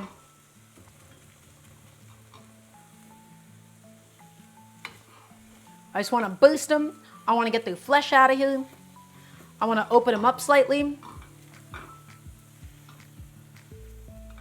Maybe not a silicone spatula. Maybe we'll do a wooden spoon for such a task. Oh yeah, much better. That will get mashed up in no time. Chop it up. mash it up. Potato masher, again, would have been ideal. I somehow do not own one. Use my fists. Guys, I don't think, you know, maybe it's because I'm woke, but I don't want to put my fists in a hot pan. You know, I didn't, stop. Done. Conversation topic done. It's done. Taking all that back. I don't know why I had to clarify the woke. Terrible. Terrible. Horrible. Okay, I need to move on. I need to move on fast. Okay, peas. Mush them up. Smash them. Again, you don't want these little pearls to just kind of fall out of your filling. You want it to have a little bit of texture. Okay, you want it to have some viscosity to it.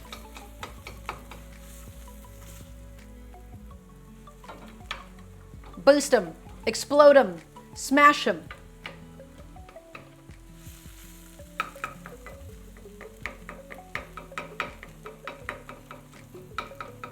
There she is. Okay. Okay. Excellent. And we could probably shut off the heat now. That's mostly what we're looking for. That's mostly the texture that we want.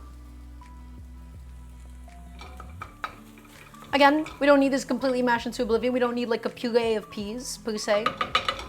But something like this is gonna be fine. Okay, and now I'm going to go ahead and take them out. I'm gonna put them in a little bowl to go ahead and successfully cool them down because we don't want these peas to be hot, my friends. We don't want them hot. We just want it to be cool enough that we can mix into the filling without immediately melting up the cheese. That's my leeks, that's my peas. It's all done, it's all set. And now I'm just cooling it off really quickly. Oh, everybody, that's quite yummy. That's quite delicious. Okay, excellent. That's happening, that's going. We gotta go back to the feta cheese. So, what do we have in here so far? We have my pepper jack, we have my scallions, we have my bacon bits, and now it's time for the feta. So I'm gonna go ahead and quickly take that bad boy out of the freezer, where it was just getting nice and firm, staying nice and cold for us. Excellent, good job, Mr. Feta. You have done a wonderful deed. Okay, Static Gaming, welcome on in. I hope you're having a lovely day today. I'm going to go ahead and slap on some gloves. And you can crumble it. You can do whatever you really want with this cheese. We just want to make sure that it's nice and spread out evenly throughout the filling. So I'm going to be grating it. Grater. In. And get it in there. I love feta. So this is about 4 to 6 ounces of feta cheese that I had left over. I'm just going to be using it up. That was my goal for today. I had leftover feta and I got inspired. And that's the kind of cooking that everybody should be doing at home. You want to get inspired by the things that you have left over. Some of the feta is going to crumble away. That's totally okay. That's what feta does. It's not the best shredding cheese in the world. If it crumbles, that's fine. If it shreds, that's excellent too. All of the above. Okay, just when it gets a little too small, a little difficult to work with. Guess my favorite cheese, here's a hint, white. Is it mozzarella Yokomoto or is it white American cheese? What are we talking about here? Okay. A lot of cheeses actually that are white. I don't think that was particularly descriptive if the goal was to get somebody to guess what your secret favorite cheese is. Or maybe you just wanted to be cryptic. I don't know. I won't be able to tell you. Okay. Excellent, lovely, gorgeous, everybody. Look at the filling. Look at this amazing filling that we have going, yeah? Feta cheese, bacon, dill, scallions. Now we're just letting the pea mixture with the leeks cool down a little tiny bit. We're going to add in here, we're going to do an egg, and we're going to do a lot of black pepper. The egg I probably want to whisk up separately, just so that we have the best chance of getting it evenly incorporated inside. Right, because otherwise mixing it up is gonna just be a bit of a hassle. So, taking 1 second, everybody. And then we gotta melt some butter for the Borek and start our Borek station. Isn't American cheese basically just flavored plastic? Boudre boy, you have baited me. You have indeed baited me. You said you were kidding, but that's too late. I'm already baited. American cheese, because I have so many Europeans watching. I have so many elitist Europeans watching. Europeans love being elitist about American cheese. It's not plastic cheese.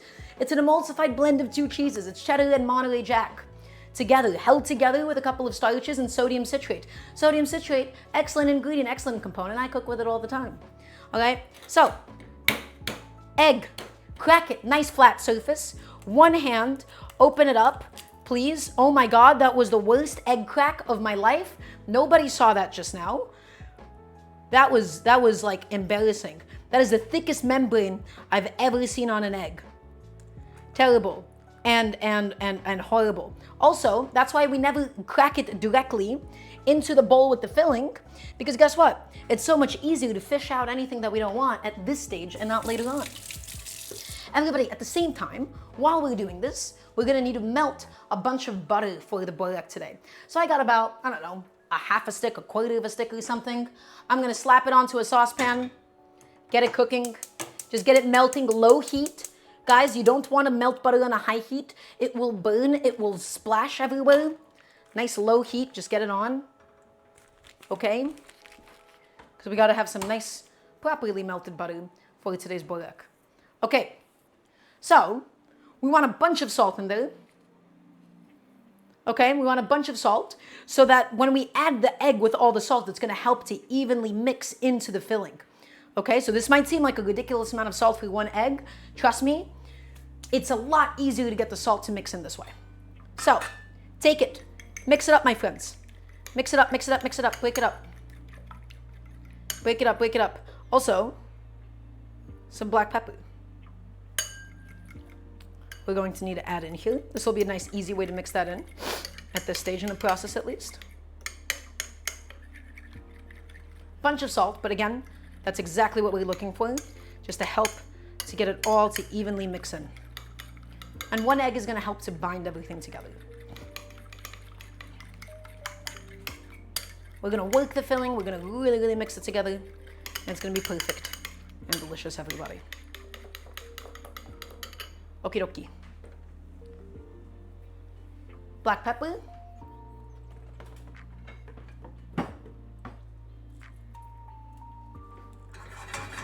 My butter is melting along. It's looking wonderful.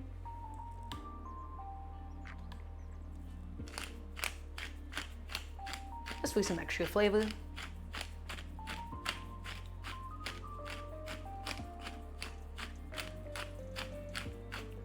Whole lot of black pepper. An aggressive amount, in fact. We have a lot of filling, my friends. We want a nice seasoned filling. Okay. In she goes. My one egg with my salt and my pepper. In it goes. We're gonna add in my peas and leeks. And we're going to really, really mush it all together, everybody. My butter almost melted at this stage. Almost done melting. Just give it a second. I'm gonna grab some gloves. My leeks and peas should be mostly cooled off enough that I feel confident to mix them in without really melting the cheese too much or worried about curdling the egg or anything. Those are no longer really concerns that I have at this stage, at least. So in it goes, and mix it in, everybody, and mix it in, mix it in. This is the filling for my borek today. Mix it in, mix it in, really truly mix it in. You wanna burst some of those peas. You wanna get that egg mixture all the way around. Look at this filling. Oh my gosh, did my camera stop in the middle of this step? I'm so sick of this camera. My butter is melted, I gotta turn it off.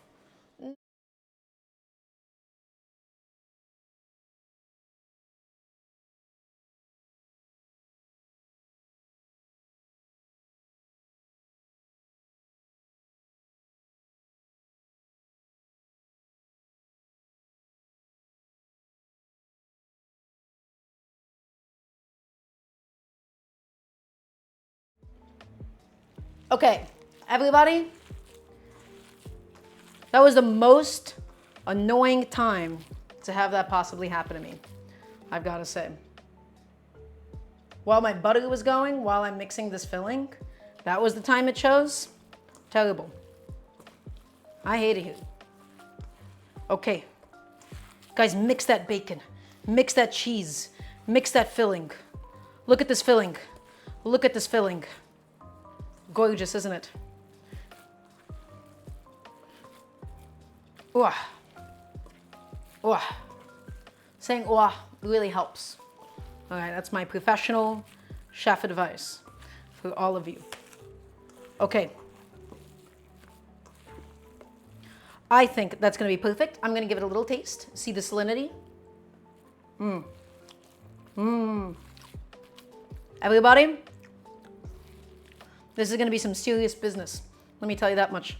Okay, the butter is melted. The filling for the borek is ready to go. We now need to go ahead and get my phyllo dough ready. We gotta set up a sheet tray, everybody. I'm gonna teach you exactly how I want you to set it up. But right now, guess what we gotta do? That's right, we gotta clean. We gotta get rid of some of this stuff. A lot of it has to go. A lot of it has to go. I wanna put my bowls away and into the dishwasher. I wanna put my tongs away, my spiders away. Guys, clean as you go, and you will not end up with a mess later on. Clean as you go. I know I keep saying it over and over again, but it still holds true to this day. Okay? So, I'm so excited about my filling. I'm very, very happy about how this is coming out so far. It's my first time doing boreks like this, even though I'm quite accustomed, I think, at this point, to work with phyllo dough. This specifically, I'm quite new to doing, and so I'm just really, really excited to see how it ends up turning out. So, your cutting board, you want it to be really devoid of anything else on it. Right? You don't have to like wash it per se, but I'm just gonna use my bench scraper to scrape up any remaining scraps on it. Just make sure there's no solids, make sure it's not wet, make sure there's no sediment on it or anything, okay? So, just making space. That's all we're doing right now, everybody. We're making space. I'm not gonna need my bench scraper for a little bit, so I'm gonna put that away and behind me. My butter is perfectly and beautifully melted, which is excellent. That's exactly what we wanted to see. Okay, what else? Black pepper, put that thing away. Get it out of here. My pepper jack cheese, put it away. My knife, I am going to need, and I'll show you exactly what we'll use it for, everybody. Okay? And now, for my station, I will need the following. We're going to need a little pastry brush. Okay, just like so. Little pastry brush. This is where we're going to go ahead and just brush the whole thing with a bunch of butter. Okay, next we're going to need a sheet tray to go ahead and lay all of the dough out on. I have 2 sheet trays for such a cause. Okay, gonna get them out. One of them is gonna be where the food actually bakes. Okay, so this sheet tray, where the food is gonna be baking, we're going to go ahead and line it with some, please tell me I have parchment paper. Please, God Almighty, tell me I did not forget to buy parchment paper. Chat? I have parchment paper. We're so back. Okay, excellent. So, one of these guys, this is where it's actually going to be baking on. Okay?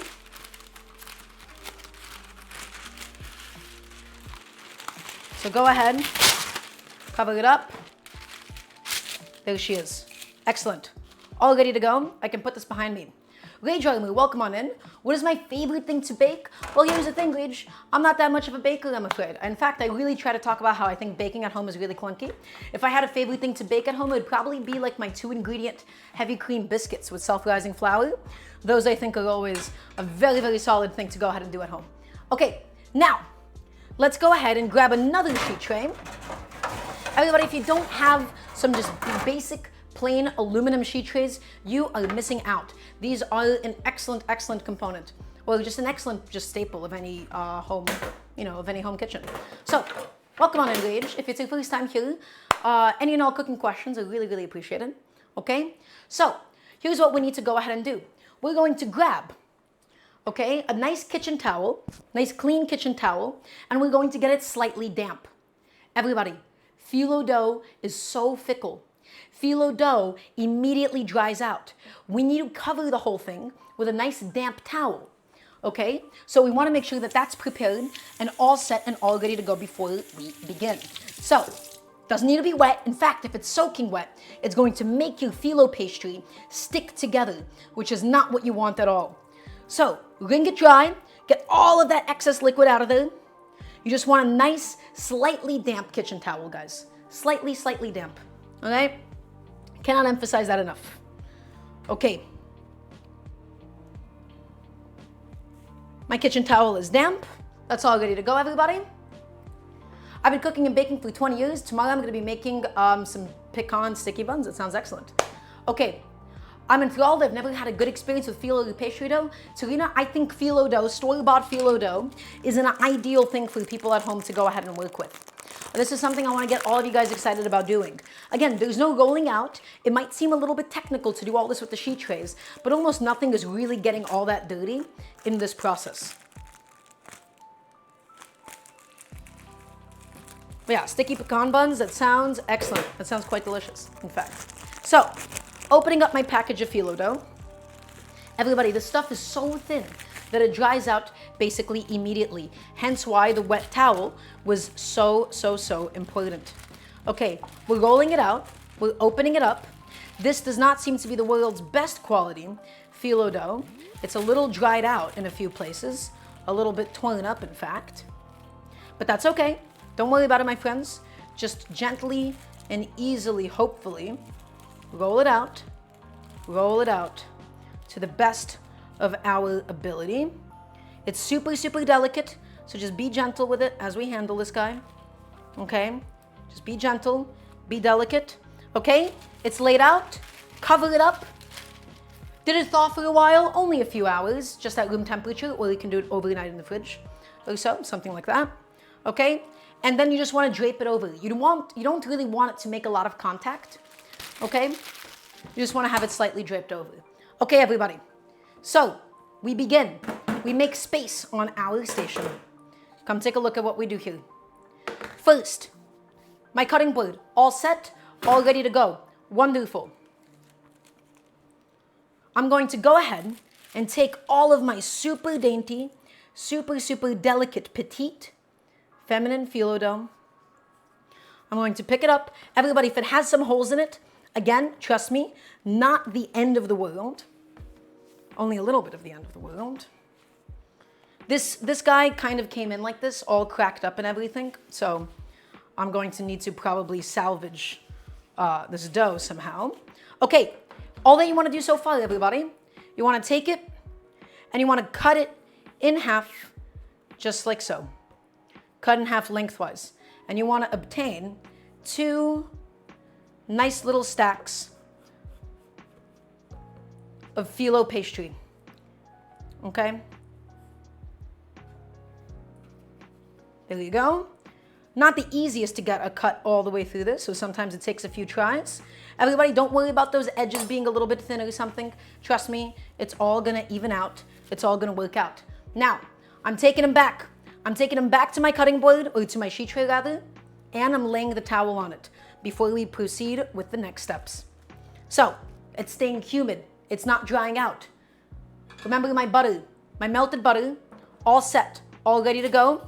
He's going to be in one corner, okay? Next, we're going to be using a kitchen tool that I love dearly, everybody.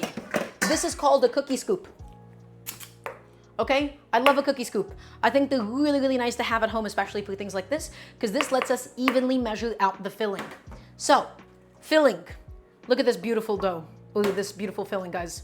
Bacon, pepper jack, feta cheese, scallions, dill, leeks, black pepper, salt, and egg. This is going to go into our borek today. Okay, I'm making space. I'm putting stuff away. I'm putting stuff behind me. This is gonna be my first one. The first one always sucks a little bit, right? That does happen. So everybody, I wanna hear a nice yes, chef, if you believe in me. I wanna see if you guys are confident in my ability to execute on my first borek here. So, here we go. Sheet of dough. Really simple, really thin. We're going to go ahead and just generously cover up this guy with some of our melted butter, okay? This is going to help to keep it moist while we work with it, stop it from drying out, and then additionally, it's going to help it to get really nice and crispy as it bakes up. So now, we can take it, we can fold it over on itself, just like so. Although, I will say, this does make it awfully small. I am wondering about some of my proportions. I might end up making really, really little ones. Okay? And now brush it with butter again. For something like this, guys, trust me, you can't really have too much butter. Okay?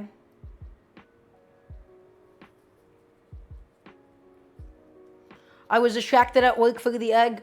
I'm sorry, Yokomoto. There will be no more eggs today. So you did miss your chance. Okay, if I'm making them this small, I have a feeling that I would not be able to use this gargantuan scoop of filling. I'm going to need to do something a little bit more, let's say appropriate for its size. All right, and again, the nice thing about having the butter on is it just helps to keep everything nice and dry. Grab a couple of butter knives maybe, this will help. So, filling, take it, scoop it. I don't know how much that is, maybe like a tablespoon or two is the size of this guy. Okay, pack it in, get all of the excess out, and something like that. Okay, now we need to get this roughly in the shape of a triangle. Guys, that is way too much filling, I'm gonna be honest. I think my dough, I just started using this leftover dough as a towel. I'm gonna be honest, that is way too much filling for that little scrap of dough. I think I'm not going to fold the dough over like I did before. I think I'm just going to lay 2 sheets of dough on top of each other. I think that's going to be the way to go about this. So, this first one, guys, don't worry about him so much. This one, I'm just gonna be rolling up for fun, basically, into the shape of a triangle. But he is definitely not getting properly closed or anything. Yeah, so guys, this guy, look at him, right? That's not what we want. Kind of fell apart a little bit. That's okay. This is just our first one. That's why we always do one in the beginning. We do one in the beginning, and then we'll see how it goes. So, I'm adjusting my method.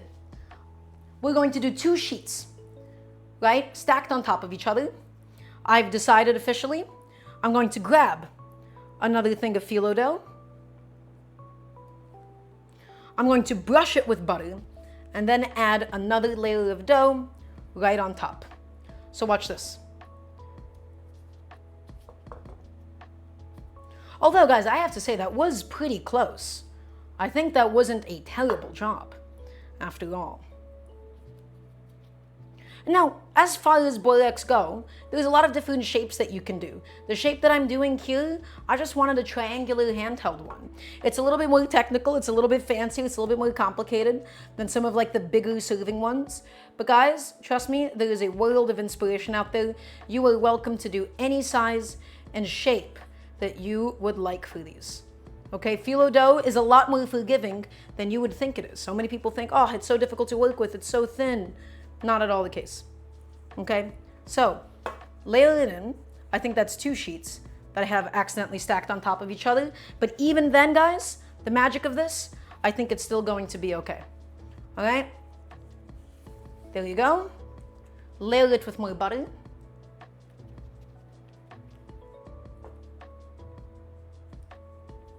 I'm getting butter all over the place, but that's okay. All right, everybody, I think this one is going to work out a lot better. I think now we have the surface area that we want. Ready? Big scoop of filling going on into this corner. Next, I'm going to take this and make this roughly triangle shaped, okay? Something like this, something like that, and pat that down. Triangle shaped. There you go. There you go. Come on, buddy. You got this. Okay, everybody, let's give this one more go. Let's give this one more shot. Let's pick up all of this dough. And let's fold it over. Okay? And let's fold it over. Oh, everybody, look at this one. Please tell me you're seeing this one. Fold it over, take it, fold it over, take it, and fold it over. That one, I think, is a lot more solid, my friends. Now we get to garnish it. Now we get to make this one really, really beautiful. We get to make this one really sing. Okay? How do we do that, everybody? How do we achieve that? A little bit more butter right on top. Plenty of butter today. We're not skimping out or anything. And then some sesame seeds right on top. I have some roasted sesame seeds here. I'm gonna go ahead and take some and just sprinkle. You know, I should do that on the sheet tray and not over here so I don't accidentally get any sesame seeds into the dough. Take that, put that onto my lovely sheet tray that I've prepared for today. Okay, the butter on top is again going to help it to brown. It's going to help the sesame seeds to stick and everything. Okay, guys, come to the stove. Guess what? Sesame seeds going on.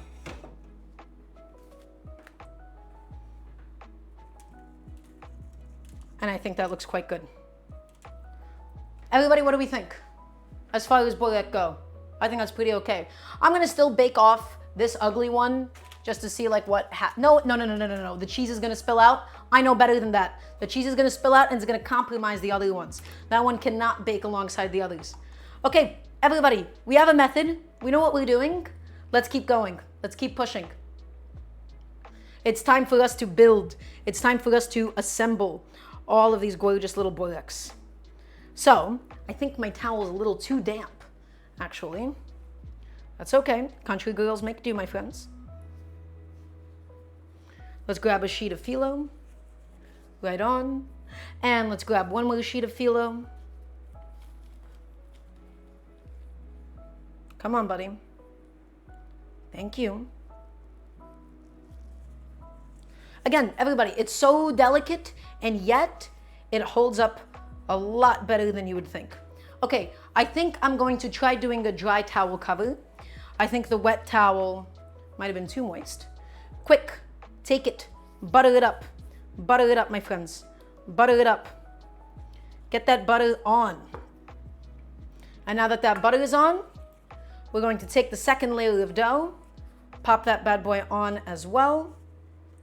Lay it down lengthwise so that we can easily spread it out. And let's brush it. 651, if I get these into the oven by 7, I think we'll be perfect. Okay? So, just really want to go edge to edge on this is the only thing. We don't need a super large amount of butter. I think I kind of went overboard with this one, but that's going to do just fine. Everybody, scoop of filling goes on. Make it nice and triangle shaped. So first, let me just move that dough over. I'm just using 2 butter knives. This is the method that I've devised for such a task. Something like that. Okay, everybody, let's begin folding. Let's get it rolled up. Come on, buddy. And away she goes, my friends. Look at this Borek. Look at this thing. Right? This is a work of art. This is beautiful. Ooh, that perfect fold, that perfect finish right at the end. Everybody, that's impeccable. Very happy about that, I must say. Brush it with some more butter. Right on top. Add it to the sheet tray. All right, we have the method. We know what we're doing now. No more dilly-dallying. It's time to make some perfect Borek. And I think I'm just I'm gonna do the sesame seeds afterwards because it should still stay nice and moist and sticky enough for me to attach them all. Okay, so there you go. One little sheet of phyllo dough. Come on, baby. Thank you. Again, I think I'm overdoing it with the amount of butter from before, so I'm gonna just let that drip out this time. Just glaze it up, glaze it up, glaze it up. Now, I think I should be laying it down lengthwise because this is kind of, guys, I got so much melted butter on my keyboard. Oh no. Well, those are the hazards of being a cooking streamer, I suppose. Today is going to be a day of equipment washing.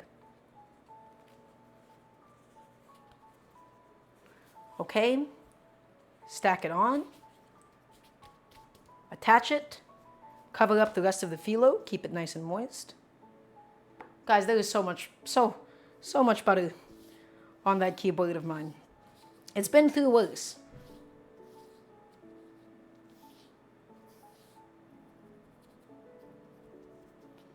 But pretty annoying still.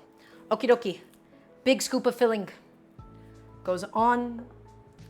So I think what I need to do is have it be right in the middle, because if it's right in the middle, then I can easily get it to the triangle shape that I need.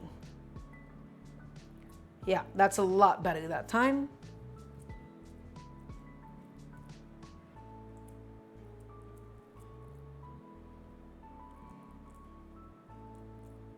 Okay, there you go.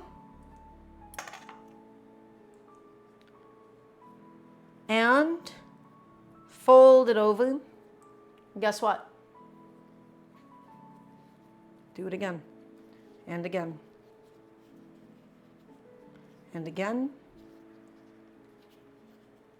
and again.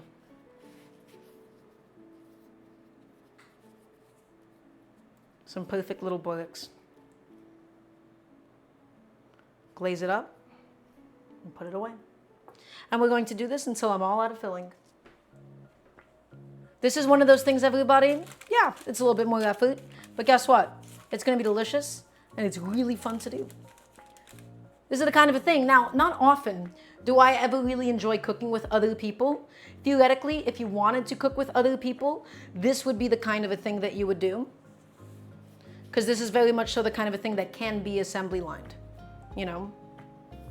I don't like cooking with other people in a kitchen. I find it to be quite cramped, and I don't trust others to do that good of a job, but this would be one of those collaborative little tasks. Okay? Wait, I forgot to put in the second layer of dough. Like lasagna? Kind of. I don't know.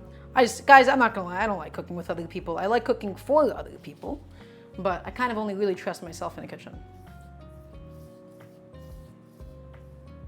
Careful not to tear the dough. I think I was being too aggressive for a second. Get all of those edges. Excellent. Big scoop of filling. On it goes, right in the center. 2 little butter knives. Pat it down first. Then triangle shape. Make a nice right triangle, the best that you can.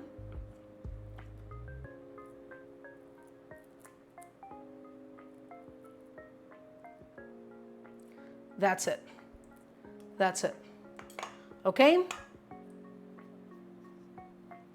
And fold it and fold it and keep it really nice and tight, guys. And fold it. And fold it, and fold it, and on goes the last one, and glaze it up, and on it goes. Assembling all of my Borek, one by one.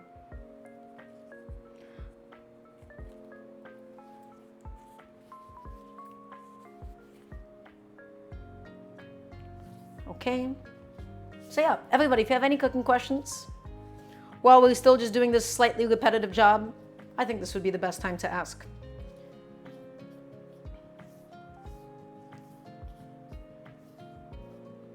Oh yeah, grilling especially.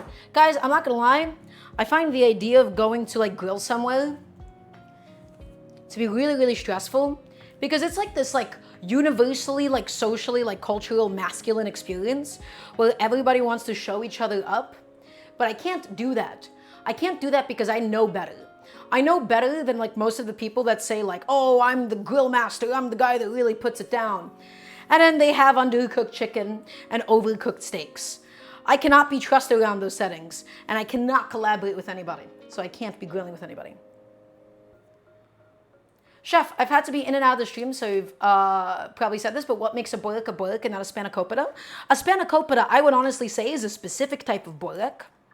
Borek really just refers to this greater family, and of course, different in different languages. Some would say Boregi, some would say Borgi, some would say Borek, depending on the language and the part of the world that you're in. But I would say that Spanakopita is a type of Borek in that case. All right. I think I could have gotten that closer to the edges before. So that's what I'm trying out now. There you go. And let's fold it up.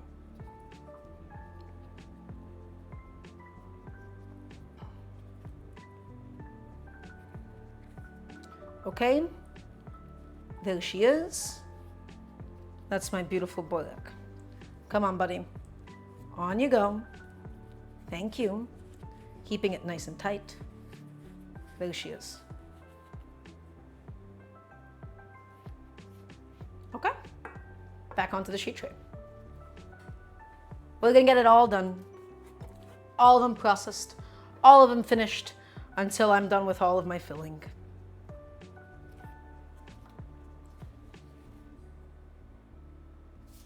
Oh, hello, buddy. Come on.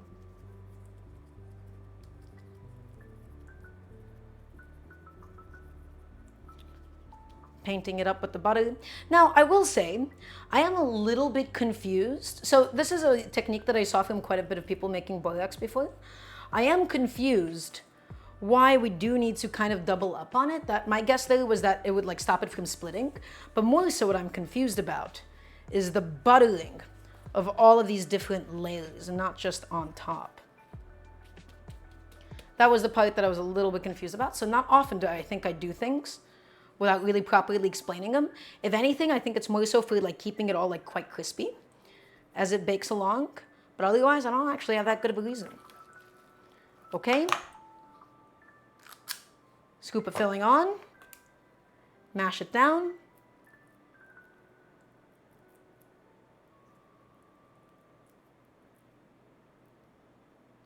Hi, Chef. Hi, chat. Well, welcome on in, Sunny Peach Crush. Hope you're having an excellent day today. Because butter is yummy. Butter is yummy. You're absolutely right. Okay? And take it. And you already know what to do, everybody. Fold it over. Make a nice little proper triangle. Fold it over. If this one's a little scrappy, that's okay. It'll fix itself as we just keep on going. And as we keep on folding. There you go. I have to remove butter from my life forever. I'm sorry, Taza. You and your cholesterol. Not forever, I think. I don't know. Actually, I'm not a doctor. I'm not giving you medical advice, even though I think I kind of know more about this, but that's okay. That's fine. Really, it's more so the proportion of everything, but that's okay. Okay. Whew. So many layers of phyllo dough. So little time. Actually, I think we got plenty of time. Half of that package is officially used up. Ooh, this was a bad cut. Guys, look how poorly I cut this. This is uneven as hell. What did I do to this guy? That's fine. We'll make it work. We'll make do somehow. Lay that on. If it splits up a little bit, totally okay, guys. Remember, phyllo a lot more forgiving than you might think it is compared to other kinds of pastries. You can patch it up. You do it and you fold it over so many times on itself that it heals itself, essentially. Dara, why don't you like acoustic guitar? I don't like the sound of it.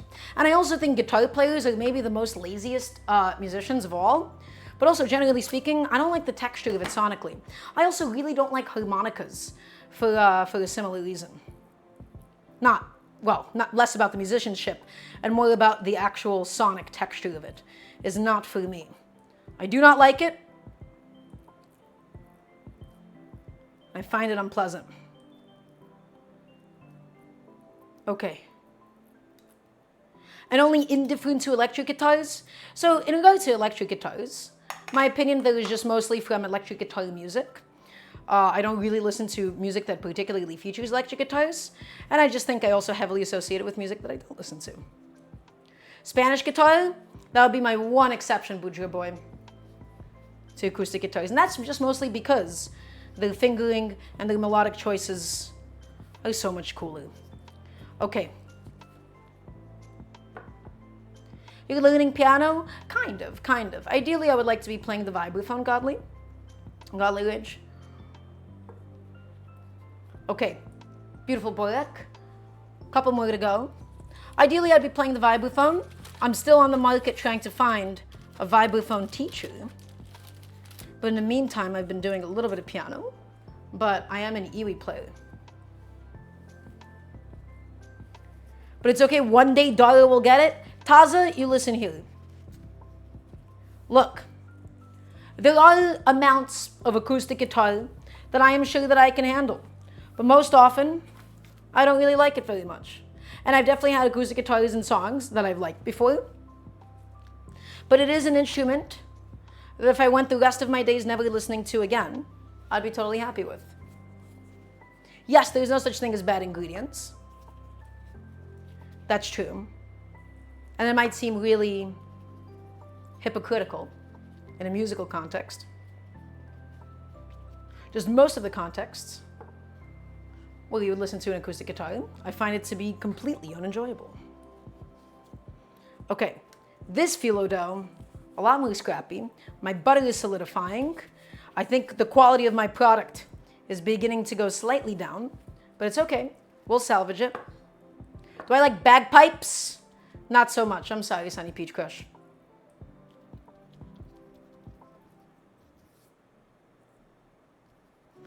Okay. A lot of Boreks. Oh my God. Next time, I'm already overdoing them handheld and doing this whole cutesy thing with them. Next time, we're just doing one big Borek. I think I got enough filling for about 2 to 3 more. My hands are covered in butter. I'm sick of it.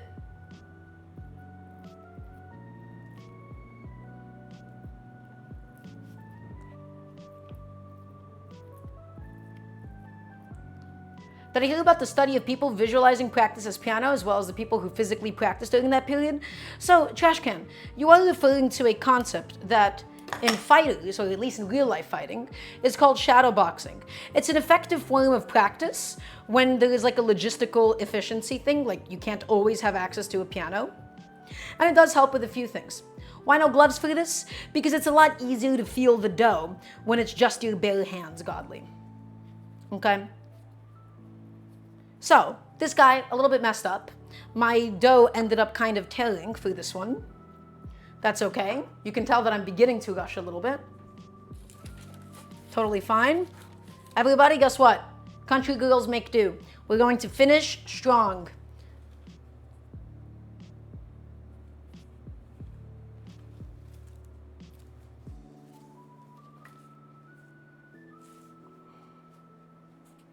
Okay, my butter needs to quickly go back onto the heat for just a second. Just because it has almost entirely solidified. So I'm going to just give that a second to heat back on up. Okay, melted, fluid.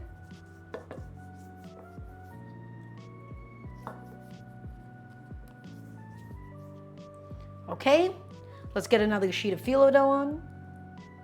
The phyllo dough in this package from this brand that I got, it already kind of came in a little bit torn. So that's a little annoying. But yeah, so Trashcan Cat Mom, the pitfall of shadow boxing, I think, especially for people that are quite new to something and trying to get good at it, is that they will think that that is the only thing that they need to do, and they will avoid other kinds of practice. And I've seen this, especially in regards to my own journey with Smash Bros, and how other people approach the concept. So it can be useful, as all things. It can be an incredibly useful tool, but not an end-all be-all. Okay. Flattening it. Triangle shape. Excellent. Come on, buddy. Fold it over.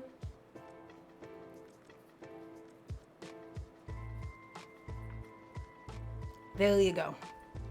There she goes. And there we go. Nice and tight, packaged up. What are some bands I like? Well, lately, I really like all the work of Chick Corea. I really love Gary Burden. I used to listen to a lot of this Japanese electronic jazz group called Fox Capture Plan, but I think they've bored me, so I'm kind of over them. And I listen to an aggressive amount of video game music. Ooh. Okay, we're almost done with the Boreks, everybody. I have, god damn it, I still have enough for 2 more. Not 1 more, but 2 more still. We wanted those in the oven by now? Yeah, Yokomoto, but that's okay.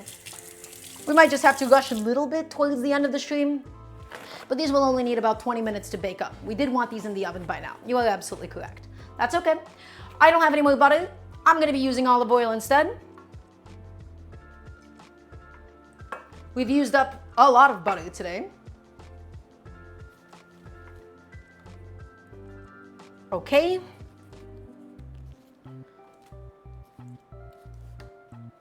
The filling outlasted the butter. That's right, Harold Spark. I could have probably just done some more, and it would have been okay. Brushing it up, getting it nice and painted, getting it nice and covered. Would a chef ever do a big spiral Borek? Honestly, that sounds like so much fun, Serena. I think I would have preferred to do that over these little weird handheld ones that I'm doing today. So in the future, absolutely, is my answer for you. Okay. I don't think the flavor of the butter versus the olive oil is going to come through that profoundly, Harold Spark. So yeah, it'll be an interesting taste comparison. I already can visualize what the difference is just gonna be. The butter one is gonna feel a little richer, right? It's gonna feel like it's gonna taste like butter. Okay. Everybody, one last Borek after this one. Flatten it. Make a triangle. Make that triangle. Make that shape. Shape it up. Shape it up. Shape it up. Shape it up. Excellent. Now, take it and fold it. And take it and fold it, everybody. And fold it. And fold it over until we've achieved a properly wrapped and beautiful Borek. Chef, would you cook at TwitchCon? So Sunny Peach Crush, I am considering going to the next upcoming TwitchCon. I saw a lot of people, and I had a couple of people from the food and drink category ask me if I'd ever show up to one. The answer is maybe. That's my answer for you. Do I drink milk? Certified boy lover she they. I drink lots of milk. I had a glass of milk last night. I adore milk. Okay, everybody. This is it. This is the final Borek. Here we go.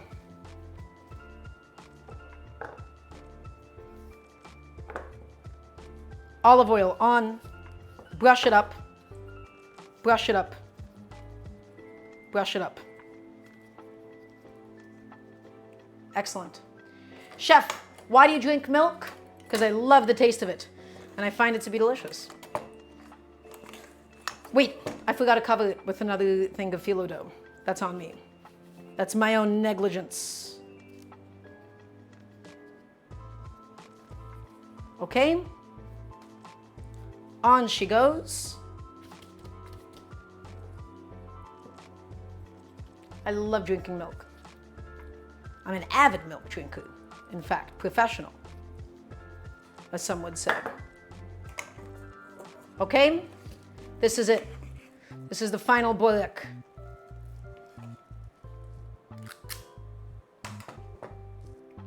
Grab my knives.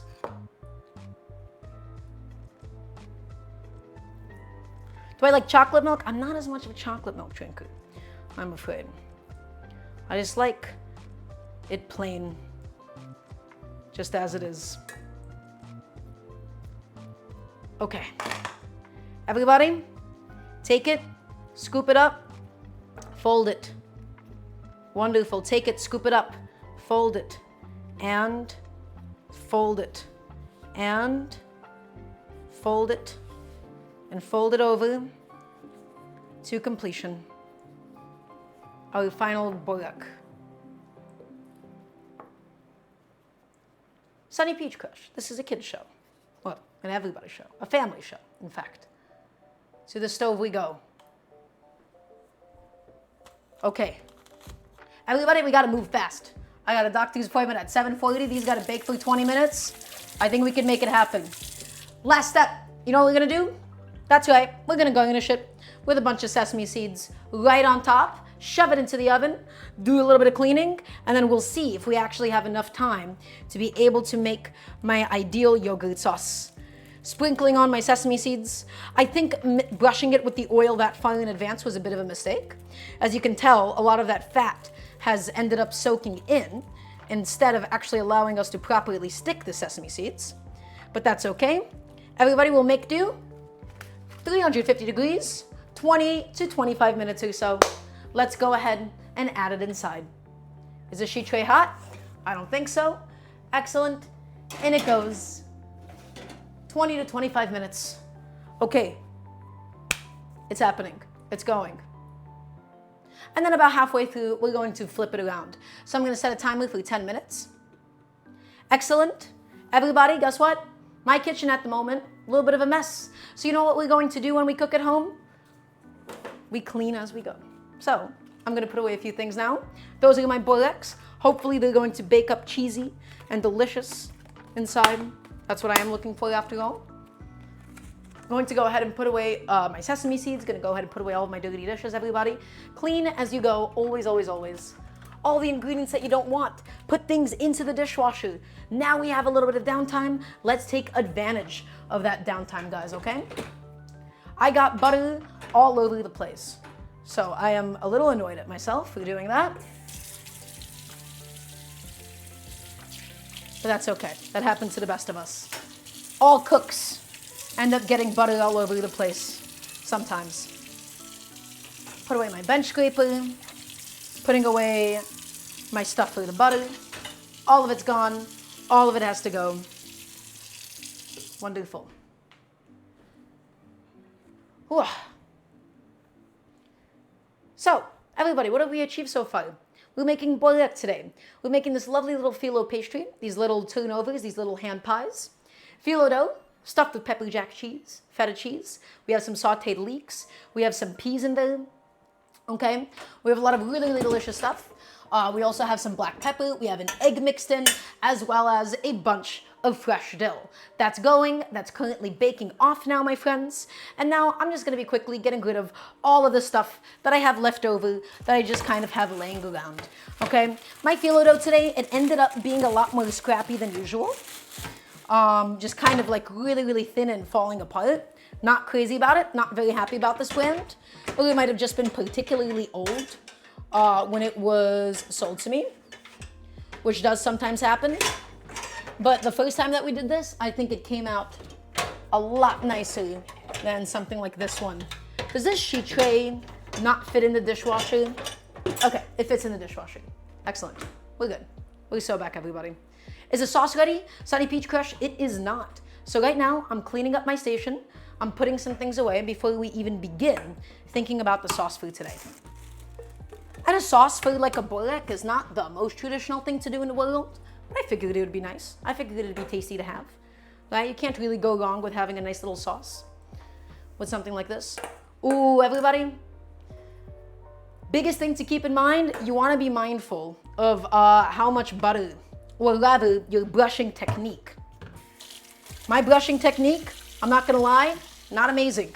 As a result, do I have butter in copious places? Absolutely. Could I have avoided that if I wasn't on camera and going a little bit slower? 100%. So, just be a little bit more careful with the butter than I was, please. And you will absolutely thank yourself later. Okay. I think I got most of this stuff gone though. Most of this stuff wiped away.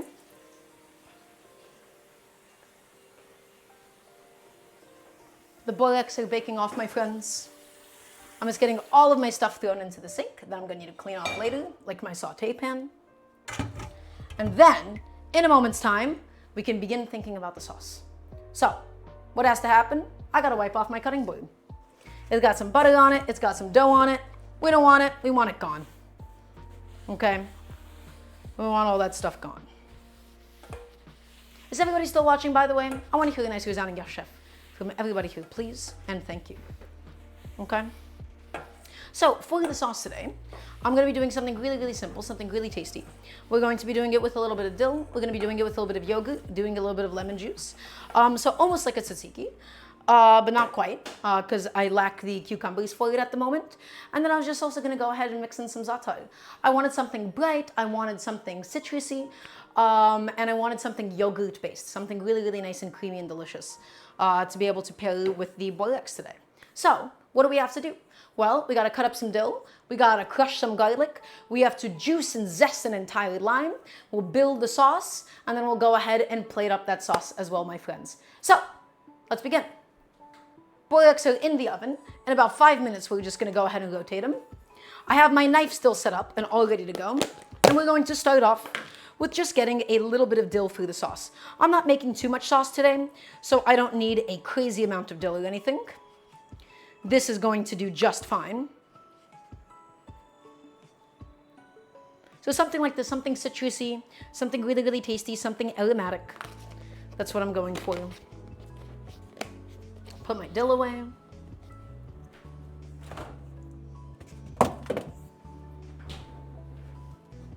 And I'm just gonna check on my oven, make sure none of my boreks have exploded. Guess what? None of them have indeed exploded. All that I'm gonna go ahead and do now is I'm just going to go through this dill one by one and get all of those lovely fronds off the stems because they're a little bit too tough and woody and chewy.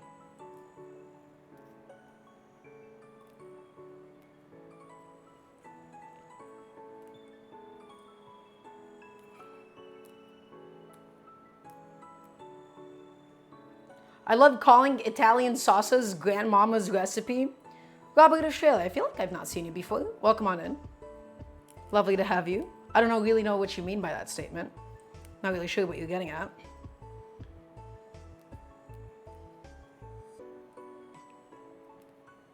Plucking the dill, getting it done. We'll get the sauce built, and it'll be really quick, really simple, and really, really easy. Basically, just kind of throwing together. Okay. Okay. And last little thing of dill. Everybody, same exact principle as before. We want to get this nicely and properly and beautifully minced up. So we're going to take all the dill. We're going to bundle it up in our hands, and as always, we never crush it, we never chop it, we only really, really lightly slice it. So after it's been bundled, slice it up nice and thin, nice and thin. I went back in VOD for the egg part, but I promise I didn't see anything. Thank you, Yokomoto.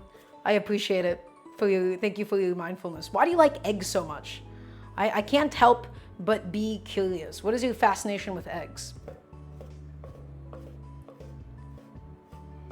Okay? Going through it a few times. We just want to get it nice and minced up, everybody. We don't want massive chunks of dill. We want it to contribute to the sauce more than anything else. Okay. Still some butter on my cutting board, but that's not a problem for me at least. A little bit of butter inside of a sauce like this, who cares? Quite frankly. Okay.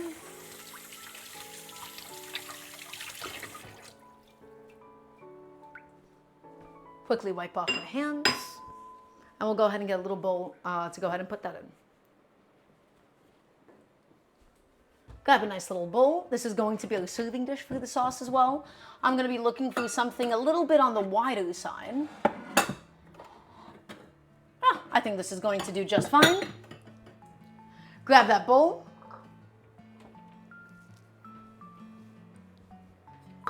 I think the Yokomoto in the name is part of the bit, Boudreaux Boy.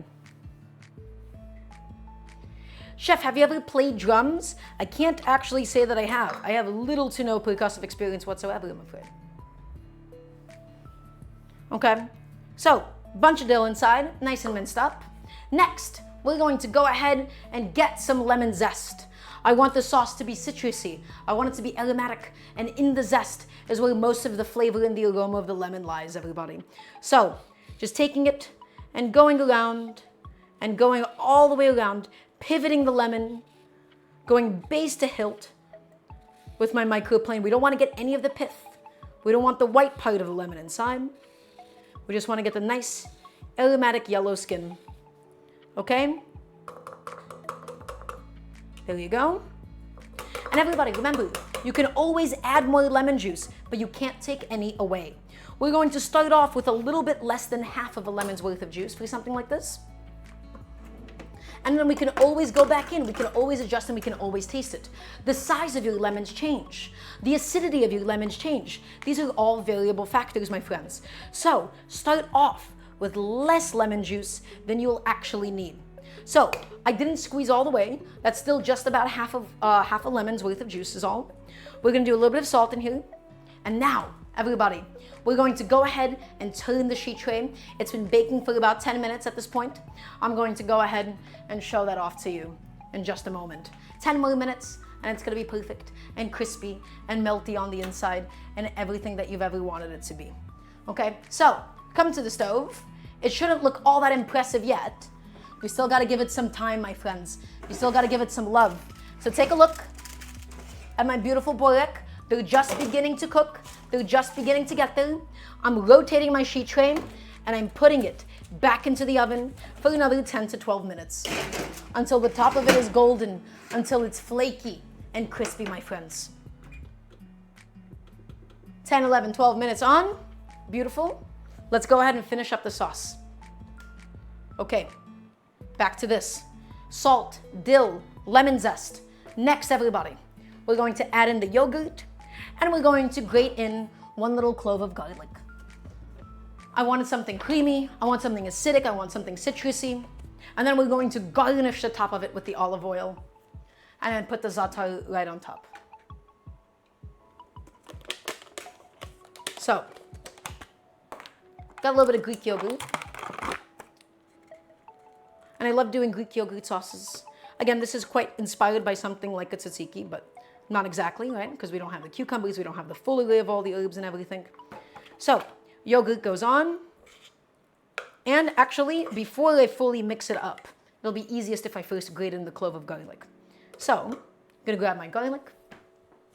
Everybody, for today, we really only need about 1 clove of garlic or so. You don't wanna have too much garlic for something like this, because too much garlic and it's going to get too pungent. Raw garlic, when grated, is at its most pungent. So all I'm gonna do, give it a little smash, just to help peel off the skin.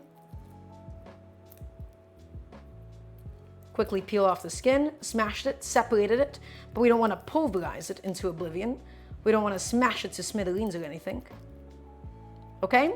My grater is already out, my microplane's already out. I'm just going to go in there and grate up the garlic, my friends. Grate it up, grate it up, grate it up. Wonderful. Get it all inside, mix it, and then we'll taste it for seasoning. And remember, the za'atar is going to go right on top. The olive oil, I'm not going to mix in directly. We're just going to create this lovely little dippable, scoopable spread. So, whip it in, my friends. The salt, the dill, the lemon juice, the lemon zest, and the garlic. The yogurt tends to be quite thick. So, make sure that you really, really heavily work it. Scrape off your spoon and go back in.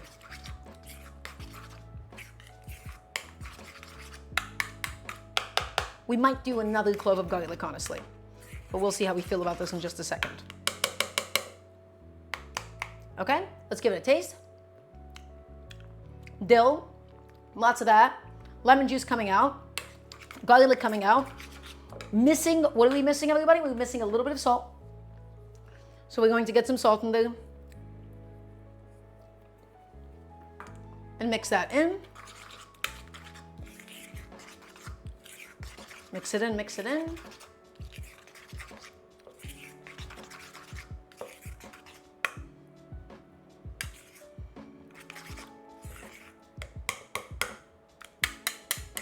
Scrape off those edges and get everything nice and incorporated. Chef, if we have garlic in a yogurty matrix, can we add olive oil, or is that a safety risk? So why you're bringing this up as a safety risk, Serena, is when people do garlic infused olive oils, you can absolutely do it without it being a safety risk. It really only becomes a botulism risk when people store it at room temperature and they store garlic oil for weeks and weeks and weeks on end. Storing it for a few days in your fridge, not at all a botulism risk, Serena, not in the slightest. Okay, so that's the base sauce. Now, I'm going to go ahead and quickly wipe off the edges because I'm going to make this thing nice and pretty. This is still going to be my serving dish in a way. Okay? Take it, wipe it off. Is this tzatziki? It's not quite.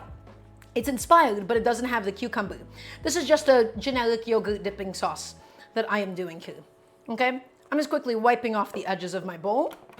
Now, everybody, watch for the following. I'm going to take the back of my spoon, make a nice little divot in the center, almost rotating the bowl in my hands, and I'm creating a little pool for olive oil to go ahead and sit in. Just going to go ahead and quickly scrape down the sides, make a little well almost. Then, olive oil on, create a nice little well for it to sit in, something like that. Okay?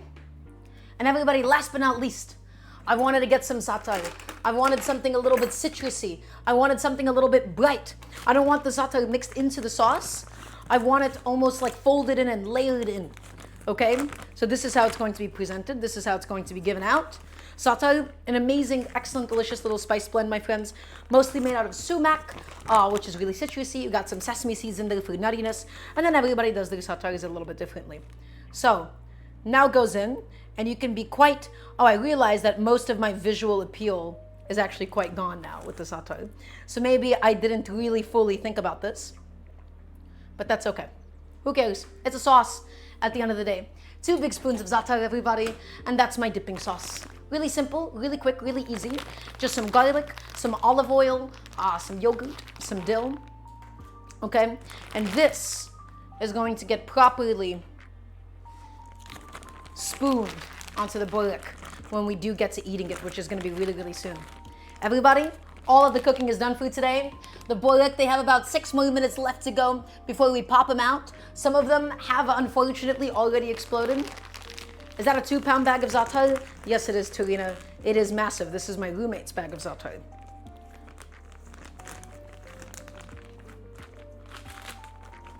Okay? Everybody, we're done with everything, so guess what? You know what we do? If you guessed clean, you'd be absolutely correct. I know that you guys must be sick of cleaning by now, but I cannot emphasize enough the importance of keeping up with it at home. We have to keep up, everybody. We have to keep up. All the cooking is done. 5 more minutes, 4 more minutes, and then the borek are gonna be ready to go. I'm gonna check on them one more time. Okay, I think luckily it's only the one that ended up exploding mostly, as it looks like. So, let's go ahead and clean up. This is my sauce. Again, not the prettiest in how I wanted it to come out. I think I might have layered my ingredients in a little bit differently in retrospect, but that's okay. Gonna put them behind me. I'm cleaning dishes right now. This is so spiritual. Well, I'm glad to assist in your experience, Boudreaux boy. A little bit messy of a stream today. I think all things considered, that's okay. That happens. Sometimes that's how life goes. Gonna quickly rinse off my citrus press.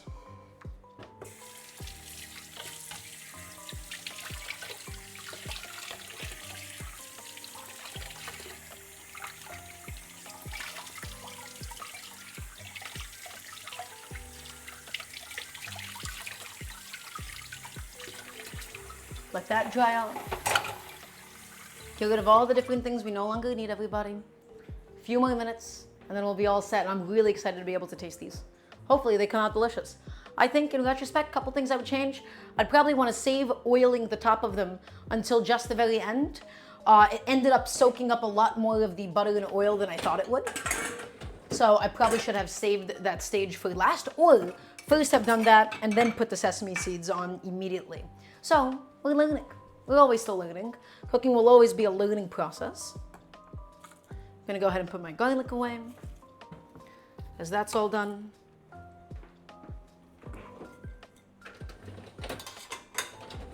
Put my cutting board away too, everybody. 3 more minutes on the Borek, and it'll be ready to go. It'll be all set. Would we ever egg wash those bad boys? Honestly, Turina, in my experience, Phyllo pastry is able to get very, very effectively golden brown without the egg wash, so as long as we have a fat on top. So I actually don't believe it's all that necessary. Again, as long as it's been properly fatted up, I have seen them get perfect and golden and delicious. As for do people use egg washes? I'm sure sometimes. But in my experience, egg washes are typically reserved for thicker pastries and not something so delicate as this.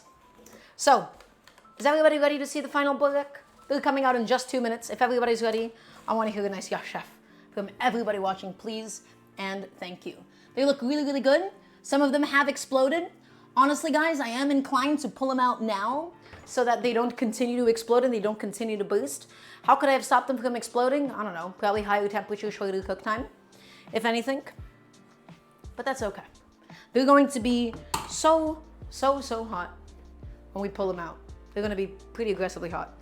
If also they're exploding, that is a good indication that we might have a little too much filling. If we could ever possibly have such a thing, we might have a little bit much.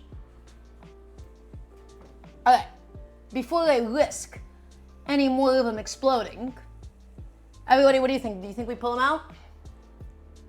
A vent hole? So if we did a vent hole fen dweller, if we did that, it would just go right up through the vent hole instead. So a vent hole might not be optimal for something like this.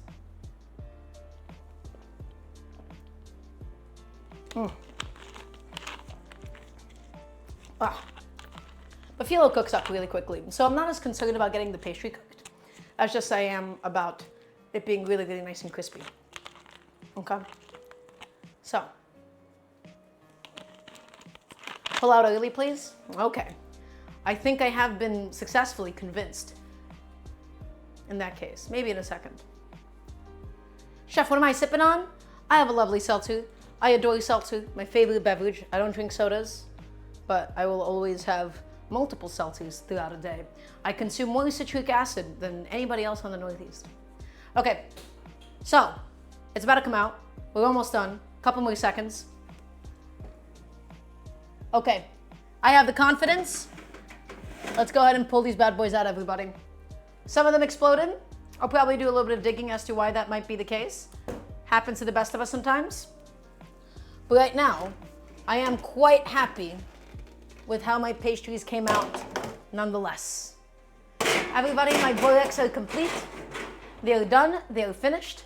Some of them exploded, that's totally okay, but they are flaky and they are crispy and they are above all else delicious as well. So, let's go ahead and plate up. Let's get a couple of these. This is gonna be my dinner for tonight.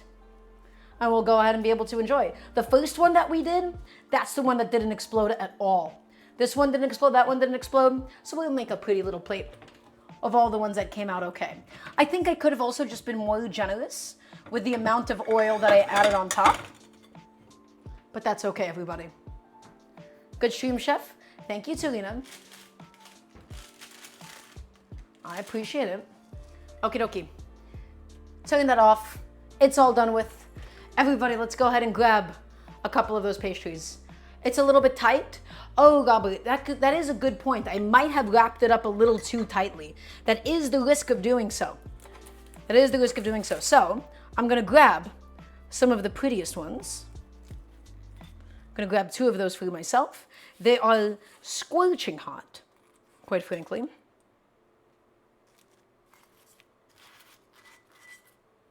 Okay.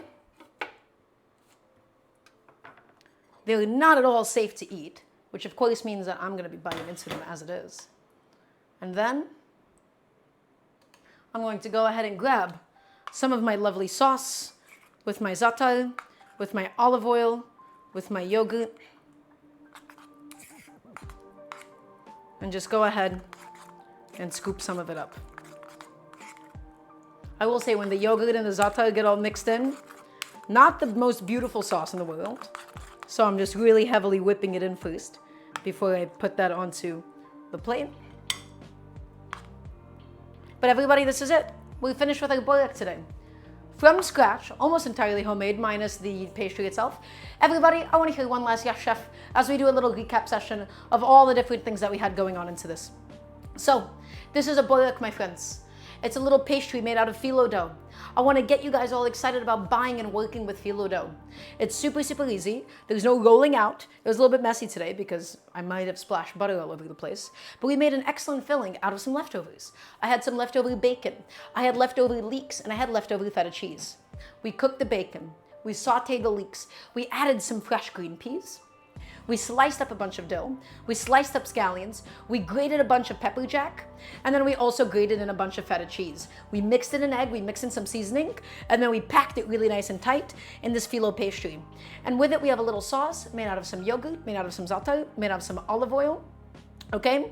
Everybody, I'm gonna need to run in just about 1 second, but before then, because I do have a doctor's appointment in just a moment, if I'm late, I'm late. This takes precedent at the moment, okay? And she's sometimes a little bit late too. I'm going to go in there with a knife. I'm going to burst this guy open. And it is so, so hot. It is so painfully hot. It is burning and scorching my hands right now. So don't say I never did anything for you guys. But it's filled with cheese and greens and herbs.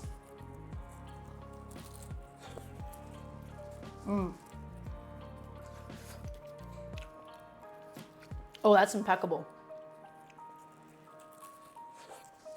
Oh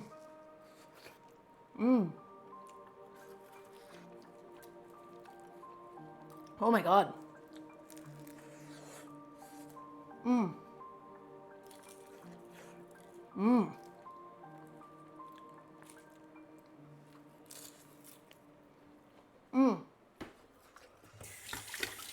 Whoa. That's really delicious. That's really good. Everybody, I gotta go. I gotta go. Thank y'all for being here. Thank y'all for stopping by. 5 p.m. EDT every Wednesday, Friday, and Sunday. Okay, I'm gonna see you all in 2 days' time. Thank you all for stopping by. If you'd like to support the show, exclamation mark Patreon and throw a subscription or something. Patreon is the best way to directly financially support the show. Everybody, thank you all for being here. Thank you all for stopping by. I'm gonna see you all in 2 days' time with something new. And until then, be well, be safe, and I'll see you soon.